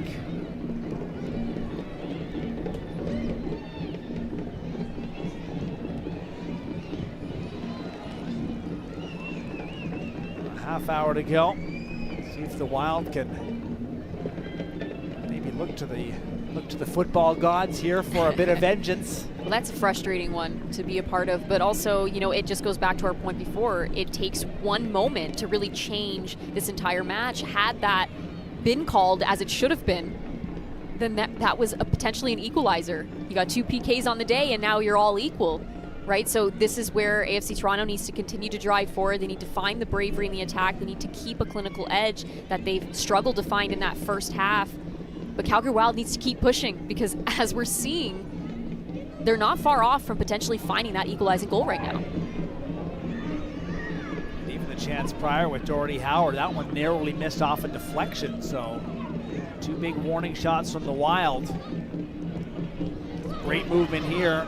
Thurton driving forward. Zadorsky with some good speed coming back.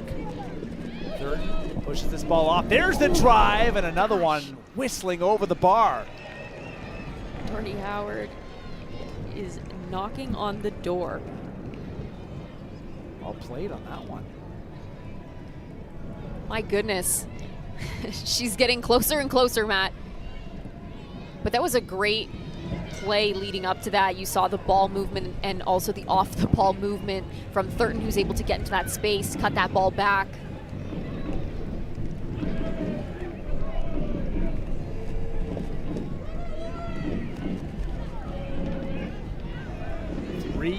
Quality chances for the Wild.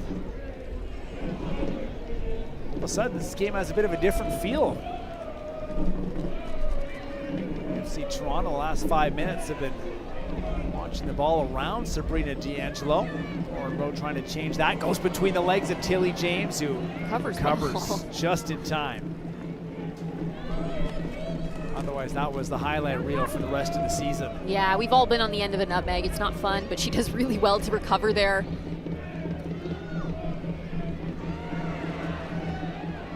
as well Go through. intervened.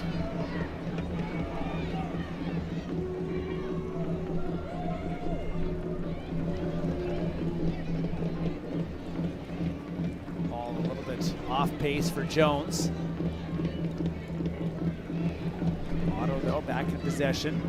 Boughton, a couple of the Calgary newcomers. Look out! Almost given away, and D'Angelo has to recover. That was extremely close to being a very unfortunate equalizing goal, and more bad luck for the Calgary Wild, but this is as close as it gets to catastrophe. And this is a poor pass, but ends up almost going into the back of the net. You see Pickett just taking that touch, thinking D'Angelo is going to be there as an outlet, but D'Angelo running out of her net does well to recover, but my goodness, was that close. Great hustle from Sabrina D'Angelo to get back, and gonna have a triple sub here for AFC Toronto, including a debut for Lena Solano, Washington Spirit, the NWSL.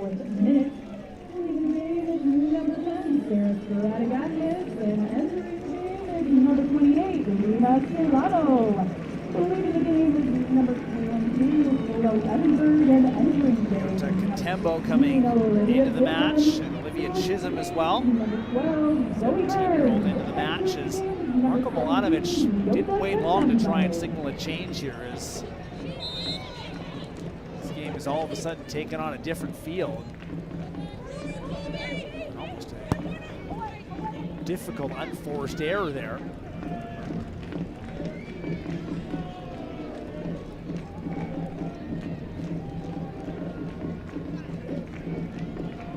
Last 10 or so minutes have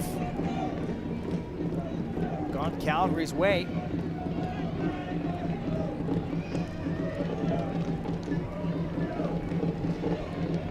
Moore. There's that challenge, third. Now Doherty Howard looking at Jones, now on the left side of the pitch. Tambo coming back to defend. Great move from Maya Jones. A little bit of inside out here. Just misses on the pass, Doherty Howard. Back in possession. Opportunity here for Solano to run into some space. Caught though by Grace Doherty. There goes the corner flag.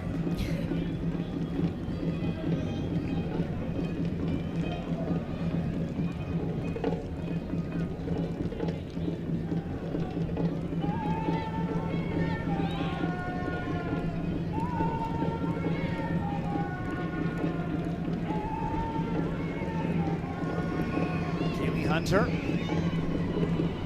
This is everyone with that pass, and Doherty realized that she did take a touch and was able to recover nicely.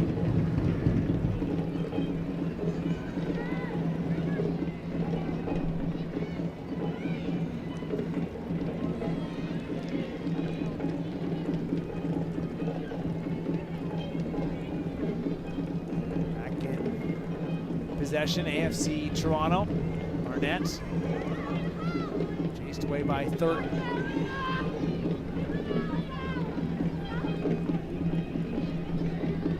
Now Zadorsky.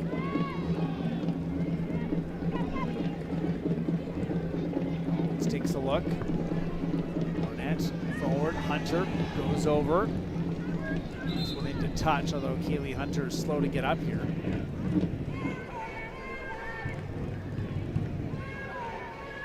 You're seeing that awareness from the Wild and not allowing Kaylee Hunter, or trying to really limit what Kaylee Hunter can do in those areas, but James just comes across and doesn't look to be too much contact there on Hunter.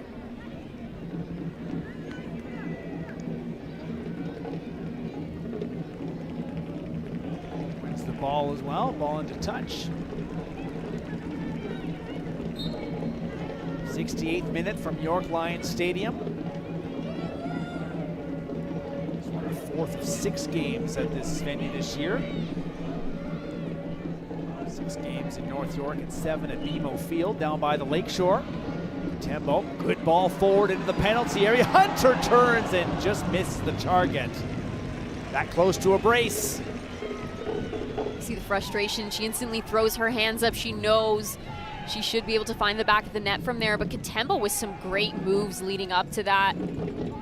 You see her here. She takes this touch forward, drives inside, finds the space, goes towards the players, and slips it just at the perfect time. Kaylee Hunter with a great turn, but just isn't able to get the ball back across. Tempo again back onto the ball. Into the penalty area, looking dangerous. Left boot. Cut down by Otto. In good position. Kept the arms tight.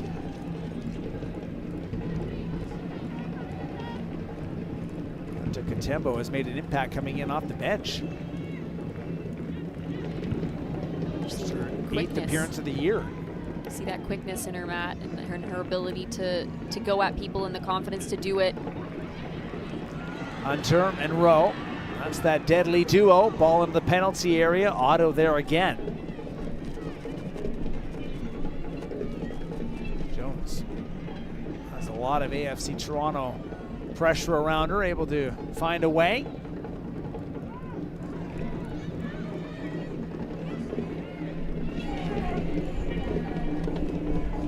The goal in this one, the 51st minute. Kaylee Hunter from the spot. Well read from Storty, not allowing that through ball. It's a bit better here from AFC Toronto in the last few minutes. As we saw in the second half, for a good chunk of it, that there was a very confident Calgary Wild side that had looked to take over a good chunk of that possession, and how they were purposeful with the little amount that they potentially had throughout the entirety of this match. Third takes a look at Barnett, pushes this ball off. Now Tilly James back to Sarita Thurton. All from Thurton, just gets away from her there.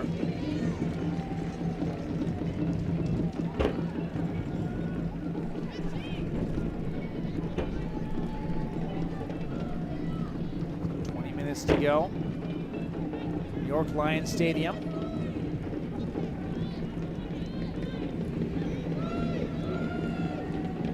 Hunter on Michaela Moore. Hunter to Rowe. Rowe into the penalty area, has a step. Storty defending, ball is up. It takes a ricochet and almost an own goal, as Talbot, alert to that, was able just to tip it over the bar. Storty looking to be in quite a bit of discomfort there, but Lauren Rowe drives forward. Great first touch, gets this ball back across, but it ends up deflecting off of multiple Calgary players. Talbot making sure to keep that out of the back of the net.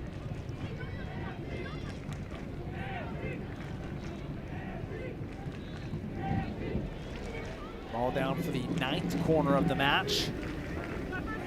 First for AFC Toronto in the second half.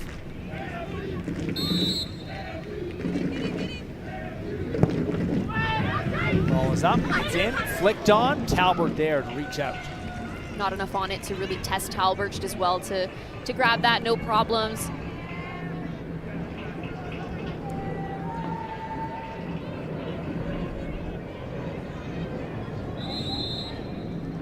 Doherty Howard here has gone down.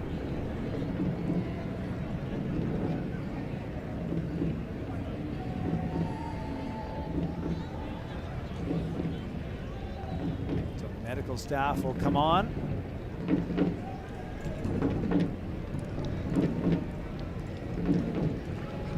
More of a look of concern here for Leah Blaney.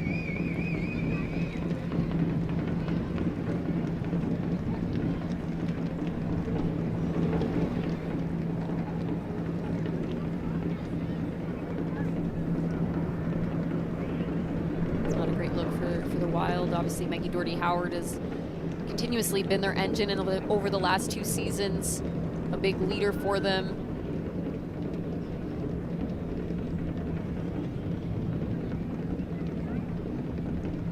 Just feeling with it. Achilles and shin area.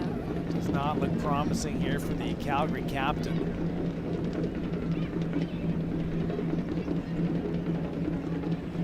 Wild team trying to grow and pick up a few points, need their leaders healthy.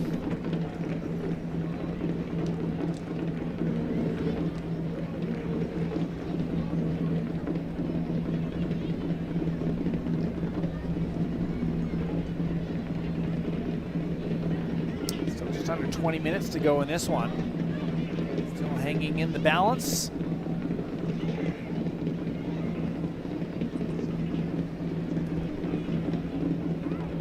Howard has been one of the sparks here for the Wild, Jess, in the second half. Well, we were talking about how she's been knocking on the doormat, multiple attempts from just outside the 18, this deflecting wide, turning into a corner kick, and then this one even closer. She does well to strike this with her left boot just over top of the bar. Still looking to be in quite a bit of discomfort as she walks off the field. She's going to come out of the game here. Look of frustration and disappointment that she's unable to continue here.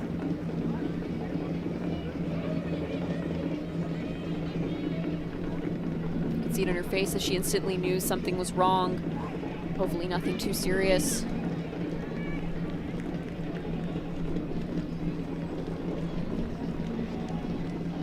So another Northern Super League debut for Frédéric Saint-Jean out of Montreal. Former Buffalo Bull and St. John's Red Storm defender in the NCAA. A couple of debuts today for a couple of the Calgary newcomers. Another player that brings size at 5'10". Well, these are the moments where you're going to have to really dig deep and go into that depth chart. So why not try out the new signings and see what they can bring? Obviously, you're signing them for a reason, to be able to come in halfway through the season and make a difference. So this is that opportunity for them to prove themselves a little bit. Madison Pogarch was the other new signing ahead of today's match. Not featured in the match day squad though. So both Otto and St. Jean both had a chance to come in off the bench today. Tembo continues to drive hard and ask questions of this Calgary back line with a quarter of an hour to go.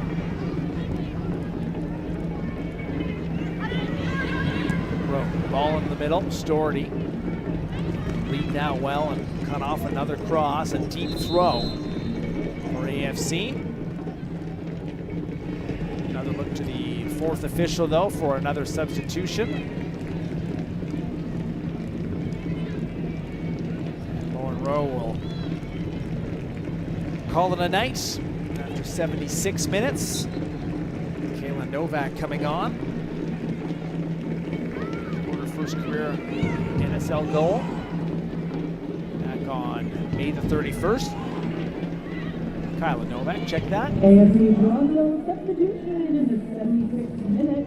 Leading the game is number 77, Lauren Rowe, and just outside the penalty area. Ball for Novak. This one sent towards goal for Solano. Familiar story here for AFC Toronto from the corner flag.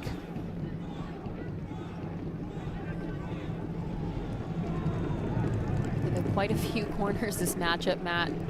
Can they be more clinical on these? Can they find the back of the net? They just really haven't made the most of them so far.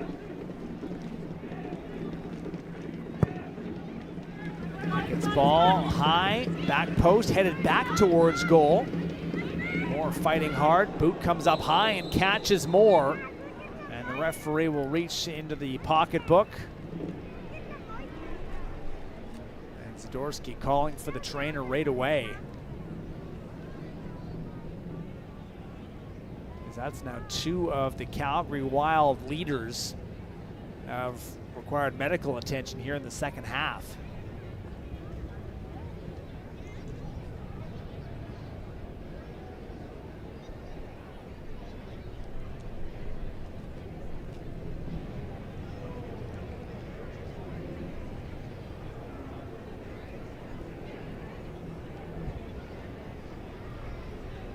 Here's another look here as Chisholm waited and then decided to go for it. Just grazes Moore on the head. Ouch.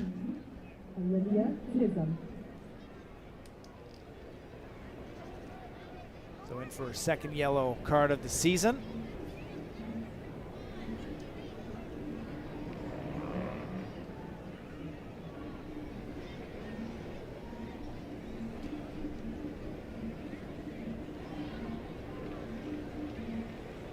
saw the look on Chisholm's face right away. She just wasn't aware that more was coming through with her head. But nonetheless, a dangerous high foot.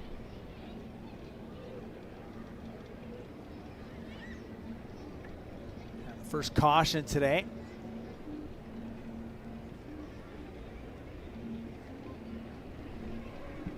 And AFC Toronto have been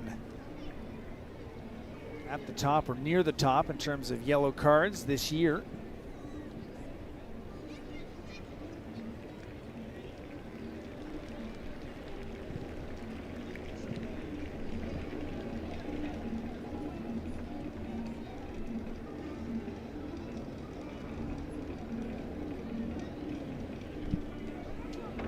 Looks like another change here for the Wild.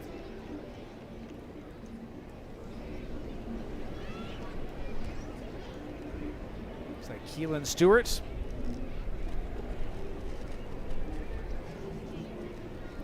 That's both Stewart twins on the pitch.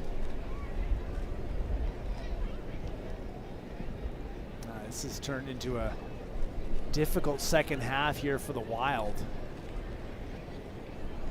Remember, they have to play again later on this week. Well, as you mentioned, it's tough. You have both Maggie Doherty-Howard and going down, as well as Michaela Moore, two really big leaders for this side, but also two difference makers. Good to see that Michaela Moore is able to walk off under her own power, but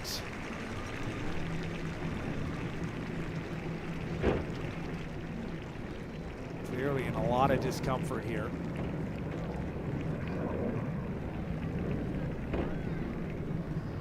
Does not shy away from a clearance, and just unfortunate timing with that high boot.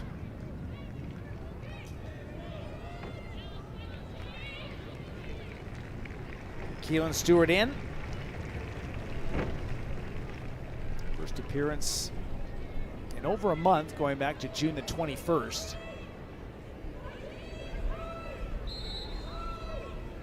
Despite giving up a goal early on in the half, Jess, Calgary really looked to have a push.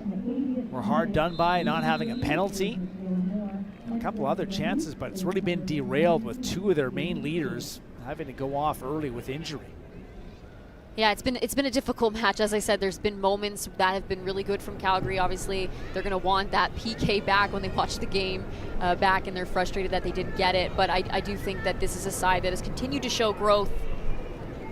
And I think it's up from here, Matt. I think there's some light at the end of the tunnel for this side. There's been some great moments on both sides of the ball for them. Well, there might still be a way back in. Play comes up here for offside. So expecting that there will be a bit more stoppage time the end of this match, which is not saying much because the first half had 0 minutes of stoppage time. Fair to say that won't be the case this time. Jones chases after Pickett. Good control for Victoria Pickett.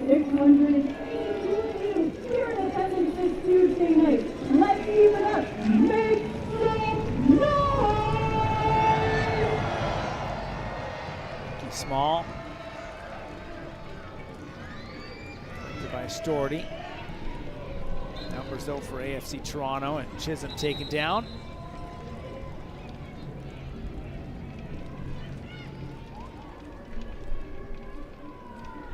See Bauckham looking to apply that back pressure to the referee. Calling it, saying that there's some contact from behind.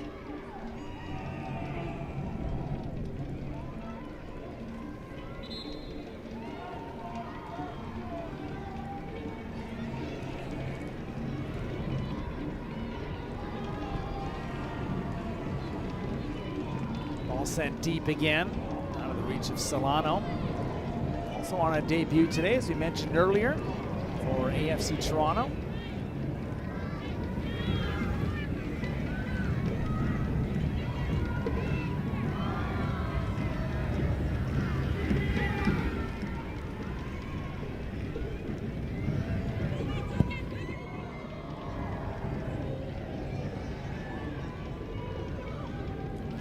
pitch collected. James.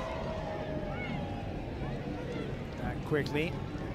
Otto needed to be definitive with that touch and was. Now Grace Storty looking at Maya Jones.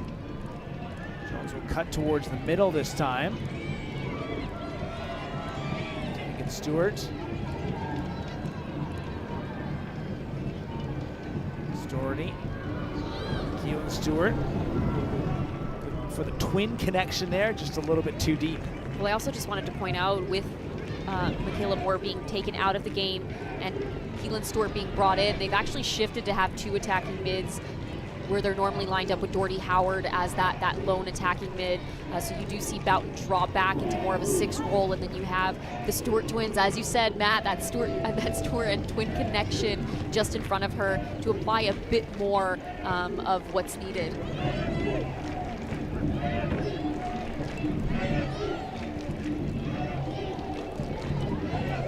Both young players in this league in their second season. 18 years old, will be 19 in October. Getting some good experience here.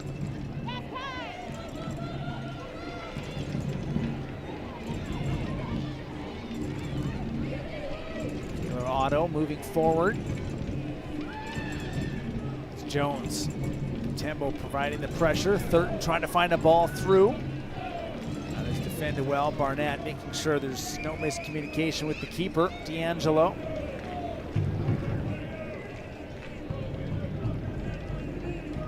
AFC Toronto looking to move within 3 points of second place Montreal. Do have a game in hand on the Roses.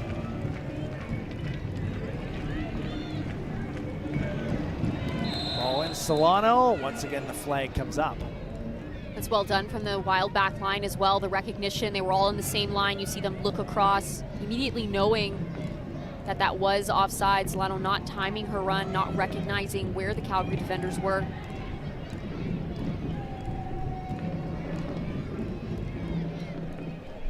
Is there a way back here for the Calgary Wild? The ball up and over the top. Out of the reach of Novak.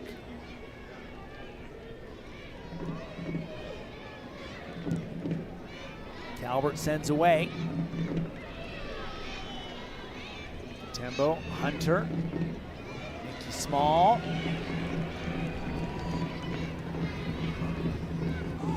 Great footwork from Hunter, dragged down by Storty. Foul is given. And more of that skill from Kaylee Hunter. How is it not a yellow? Little lip reading. Well done, Matt. But you can just see the skill of Kaylee Hunter, and I agree. I do think that there's a yellow in that. It's a clear-cut foul. She has the shirt pull. She's clearly beat. Bit of a last-ditch effort to try to stop Kaylee Hunter.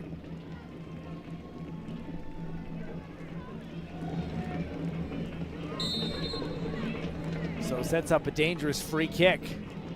In the 87th minute, struck on. It does go over top of the bar. Talbot had to scramble back. But the Wild able to keep it close. Barnett looking to whip this in. Doesn't really give any of the runners a chance. She was attempting to go on goal, just a little bit too high from her.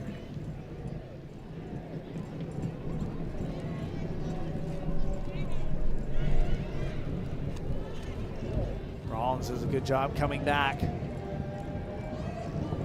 Hasn't been anything overly threatening as of late from the Wild. We've lost 2 key pieces to injury in the second half.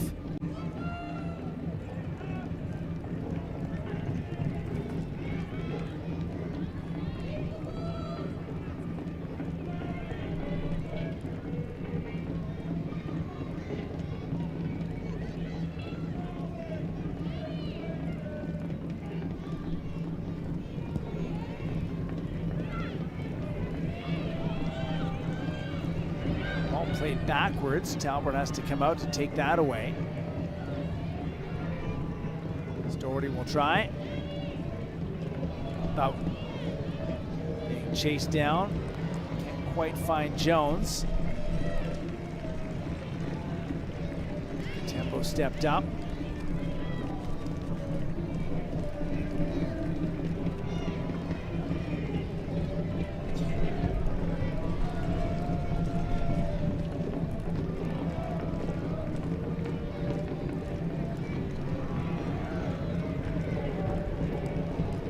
AFC Toronto just not taking any risks at the moment here, Jess. Protecting this 1-0 lead. Well, as we mentioned, it's a difficult lead to protect. You know that you're going to be tested time and time again, and you're going to be called on to have to protect it. We have seen AFC Toronto look to create as well in the final third. They are looking for that second goal without a doubt, but they're also looking to keep their defensive organization very tight, not allowing this Calgary Wild side to find an equalizer. Nikki Small charging forward. All to Hunter. Doherty watches closely. Nikki Small again. Back to Hunter. Now in the 90th minute, late stages here at York Lions Stadium. Small loses her footing, able to find Katembo though. Great footwork from Katembo. Once again getting around Doherty. Small left boot. It's in. It's flicked towards goal and just off target. More great footwork from the near side. Katembo really coming alive on this right flank since she's come in. Nikki Small playing a ball to her, you see there, gets inside, plays the ball to Nikki Small, who gets this ball across. Not the cleanest of crosses from Nikki Small, but she is able to find a teammate who gets some contact on it. We know Nikki Small, the creator in the midfield, but also Katembo has been quite a bright spot since she's stepped on the pitch, Matt. Has featured now in 4 consecutive games. Didn't see the pitch though for 5 straight games, so it's been back in the rotation for Marko Milanovic and 8 minutes of stoppage time, so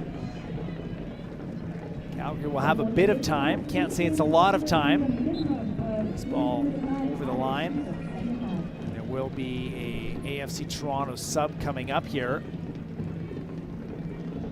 Mia Fontana set to come in. Not quite yet.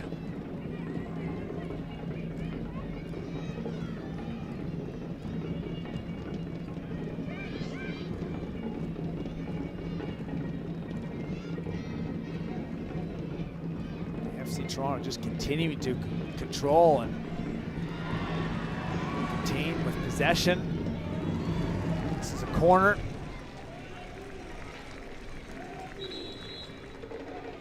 Now we will see the change. It's Kaylee Hunter coming out, the goal scorer today. And here has been the moment of the match so far, Jess, from the spot. Kaylee Hunter has been electric all match long. She's been coming alive, so it's nothing crazy to know that she's going to step up and she's going to bury that. She's been in great form as of late. Really great match for her. And really well done on the PK, Matt. Well executed. Now has 4 goals in her last 6.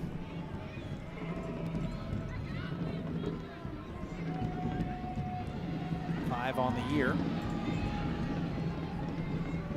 And already 21 in her NSL career. And reminder, she's only 18 years old.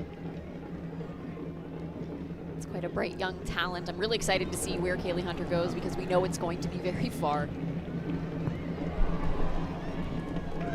Just a misplay there, as it could have been a disaster for St. Jean in her debut.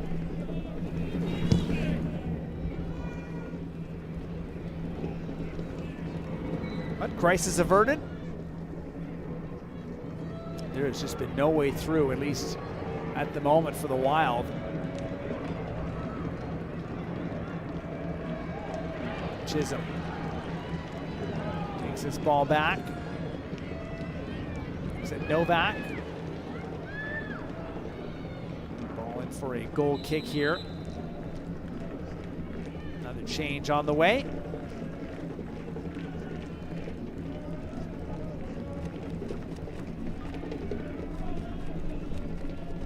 Kaylee Books set to come into the match with Maya Jones heading off, and We're learning that the substitution for Michaela Moore was due to concussion.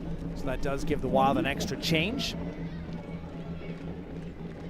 Tough to see two leaders for the Wild going off, and this one in the second half, especially when they were pressing.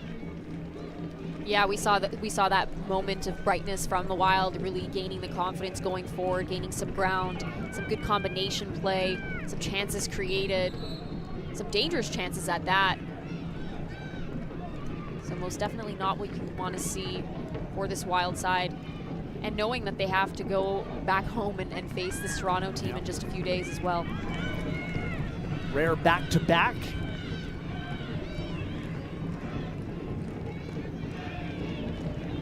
I'll have that one for you again. The NSL on TSN. Saturday matinee in the Stampede City. AFC Toronto just under 5 minutes away from back-to-back victories. A little breezy here in North York.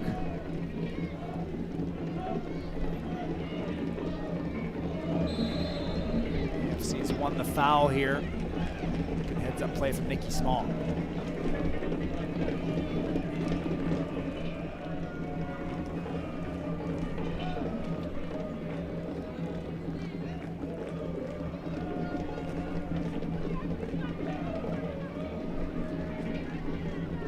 More AFC possession. Foul is given here again. See Thurton with just a bit of an extension on her arm there on the back of Barnett. Another look here. Just there, forearm.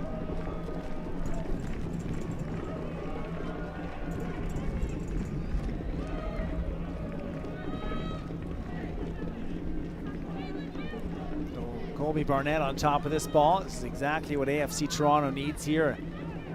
An opportunity to threaten, but also take off some time. Barnett into the penalty area. Back in towards, and that one up and over from Fontana.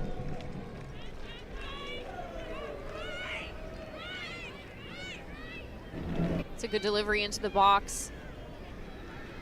Tempo keeps this ball in play, but Fontana nowhere near the goal in her attempt.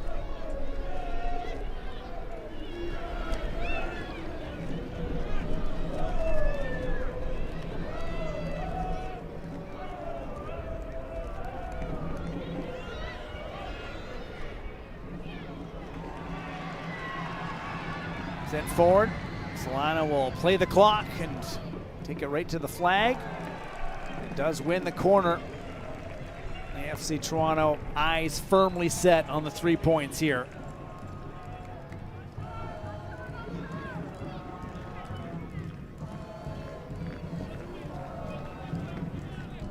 See there, 12 corners, Matt. Is this the one that they finally convert?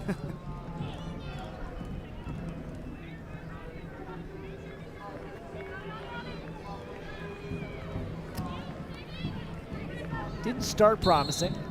It's the clock this time. Well, they opted to keep it in the corner. Again, it's a difficult lead to defend. We know that the Wild are definitely looking for that equalizer. AFC Toronto in line for its first win at York Lions Stadium since the snowed out playoff semifinal match. It was delayed by a game last year. Oh gosh, don't mention snow, Matt. Let us enjoy the warm weather. July the 28th. Winter's right around the corner, Jess. That's a, you know what? I Snap thought you were optimistic. I'm playing the devil's advocate card now. There was a ball for Bockham, and that may have been something. Taken quickly by the Wild. Maybe a last chance to equalize. Books with the cross. AFC Toronto sending away. That comes to a halt. Check of the watch here from Mario Al-Ayas, and it's almost close to closing time.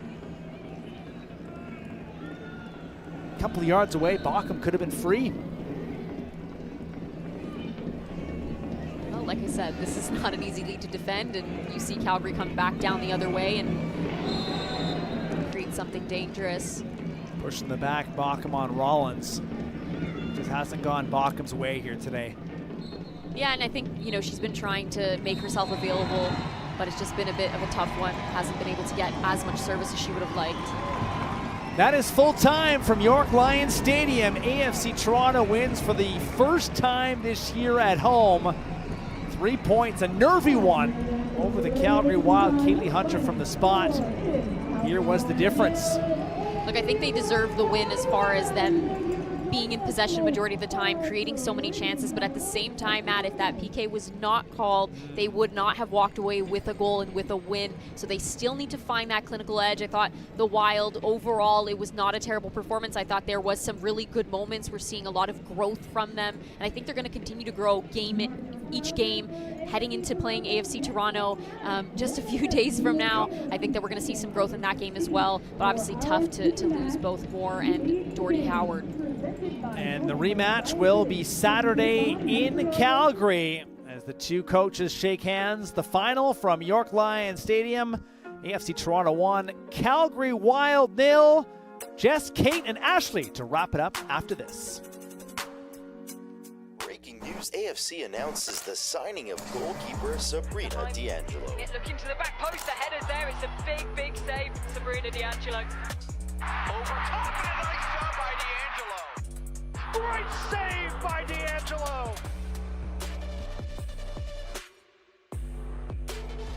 And the save from Sabrina D'Angelo.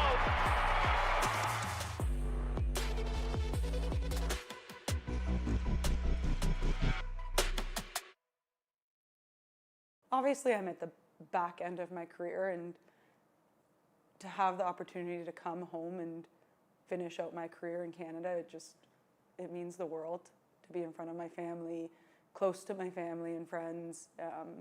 Yeah, it's not something, like you said, I had ever dreamed of. I've been fortunate they've been able to fly and come catch some games, but to have them at every home game is going to just feel so special, and to see them in the stands, see my fiance in the stands, my extended family, I'm just so excited, and I think it's a way to give back to them. Oh my gosh, here we go. Because obviously I've been away for so long, and they've been so selfless in letting me live my dreams. So now to have them be at every game and it be so close, it's for me, but it's also for them as well. So yeah, being a part of a new league, and a new league in Canada, and to create that legacy and to help build something really, or continue to build something really special here, and to leave my imprint in the best way possible. Yeah, it's another way of giving back to soccer in Canada, and I'm honored to be a part of that.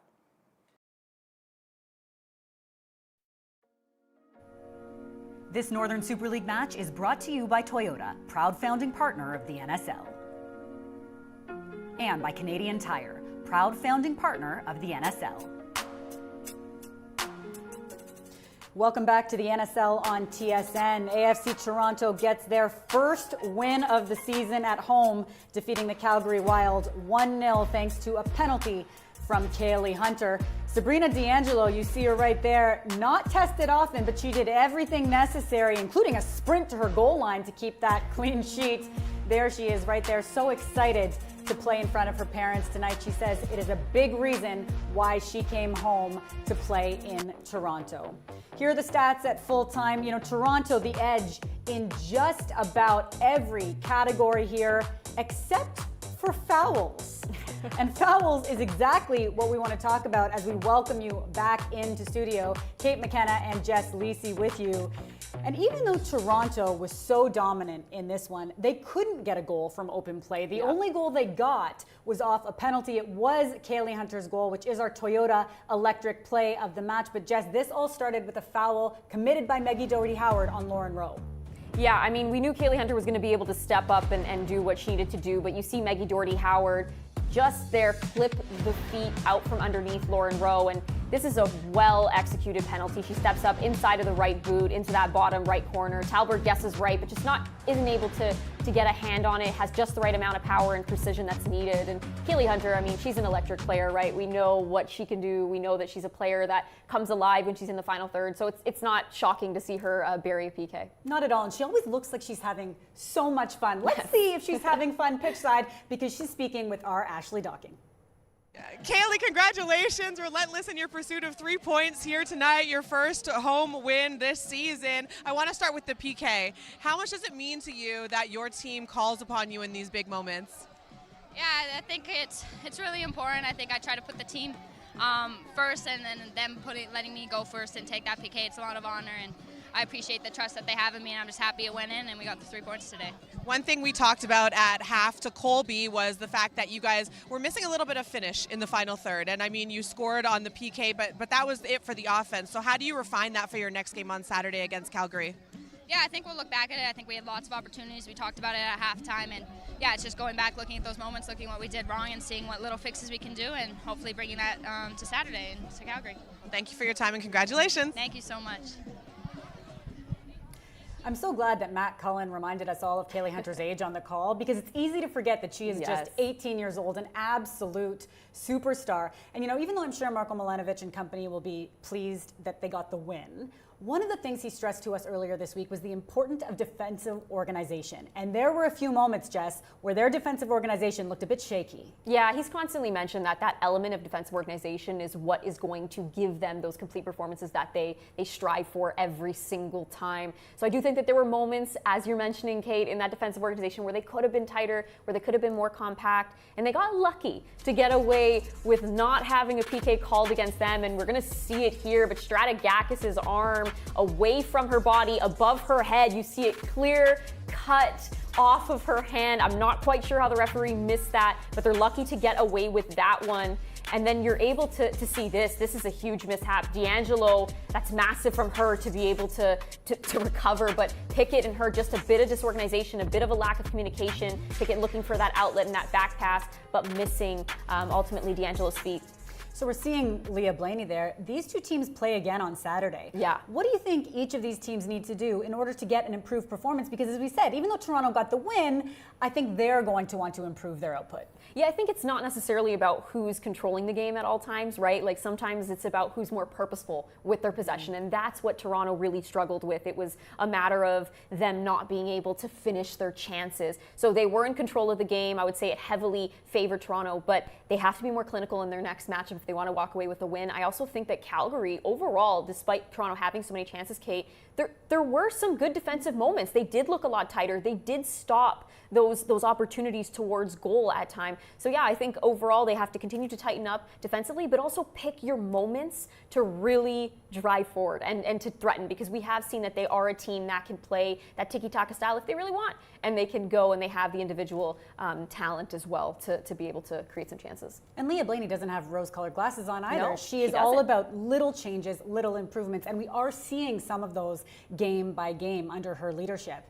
The other thing that was tough to watch there, though, is two of Calgary's veteran leaders go down, leave the pitch. Obviously, we don't know yet whether they'll be available Saturday, but that could be a major loss for them moving forward. Yeah, I mean, both of those positions, right, big shoes to fill. They're going to kind of have to go down their depth chart. We saw some newbies being checked in, which is great. That's why they're being brought in, right? That is the reason that you're being brought in halfway through the season. It's to make a difference. It's to make an impact. So I'm excited to see those new players get their minutes and potentially make a name for themselves in this league. But I do think those are big shoes to fill, and hopefully both of them are all right and available for the next match. But if not, nothing too serious. And they've got some new signings, Yes. some NSL debuts we could see moving forward. Let's look at the standings now and see how things are shaping up. With the win, Toronto picks up some critical points. They are creeping much closer to Montreal. They're now just 3 points shy of second place. So this was a big win for them. And as I say, their first win of the season at home. Looking ahead to the rest of Week 15 in the NSL, it's a busy one. Tomorrow night, the Montreal Roses travel to Vancouver. That kicks off at 10 p.m. Eastern. And Saturday, we've been talking about it all night, a rematch between Calgary and Toronto at McMahon. That's at 4 p.m. Eastern, right here on TSN. As for today, Toronto picks up their first home win of the season and maintain a perfect 7-0 record all time against the Calgary Wild. Calgary, they'll head home to reset and regroup ahead of part 2 of this battle on Saturday. That look from the ref there is my favorite look of the night. From all of us here, including Jess Lisi, Matt Cullen, Ashley Docking, producer Zach, director Richard, and everyone on our broadcast team, I'm Kate McKenna. See you next time.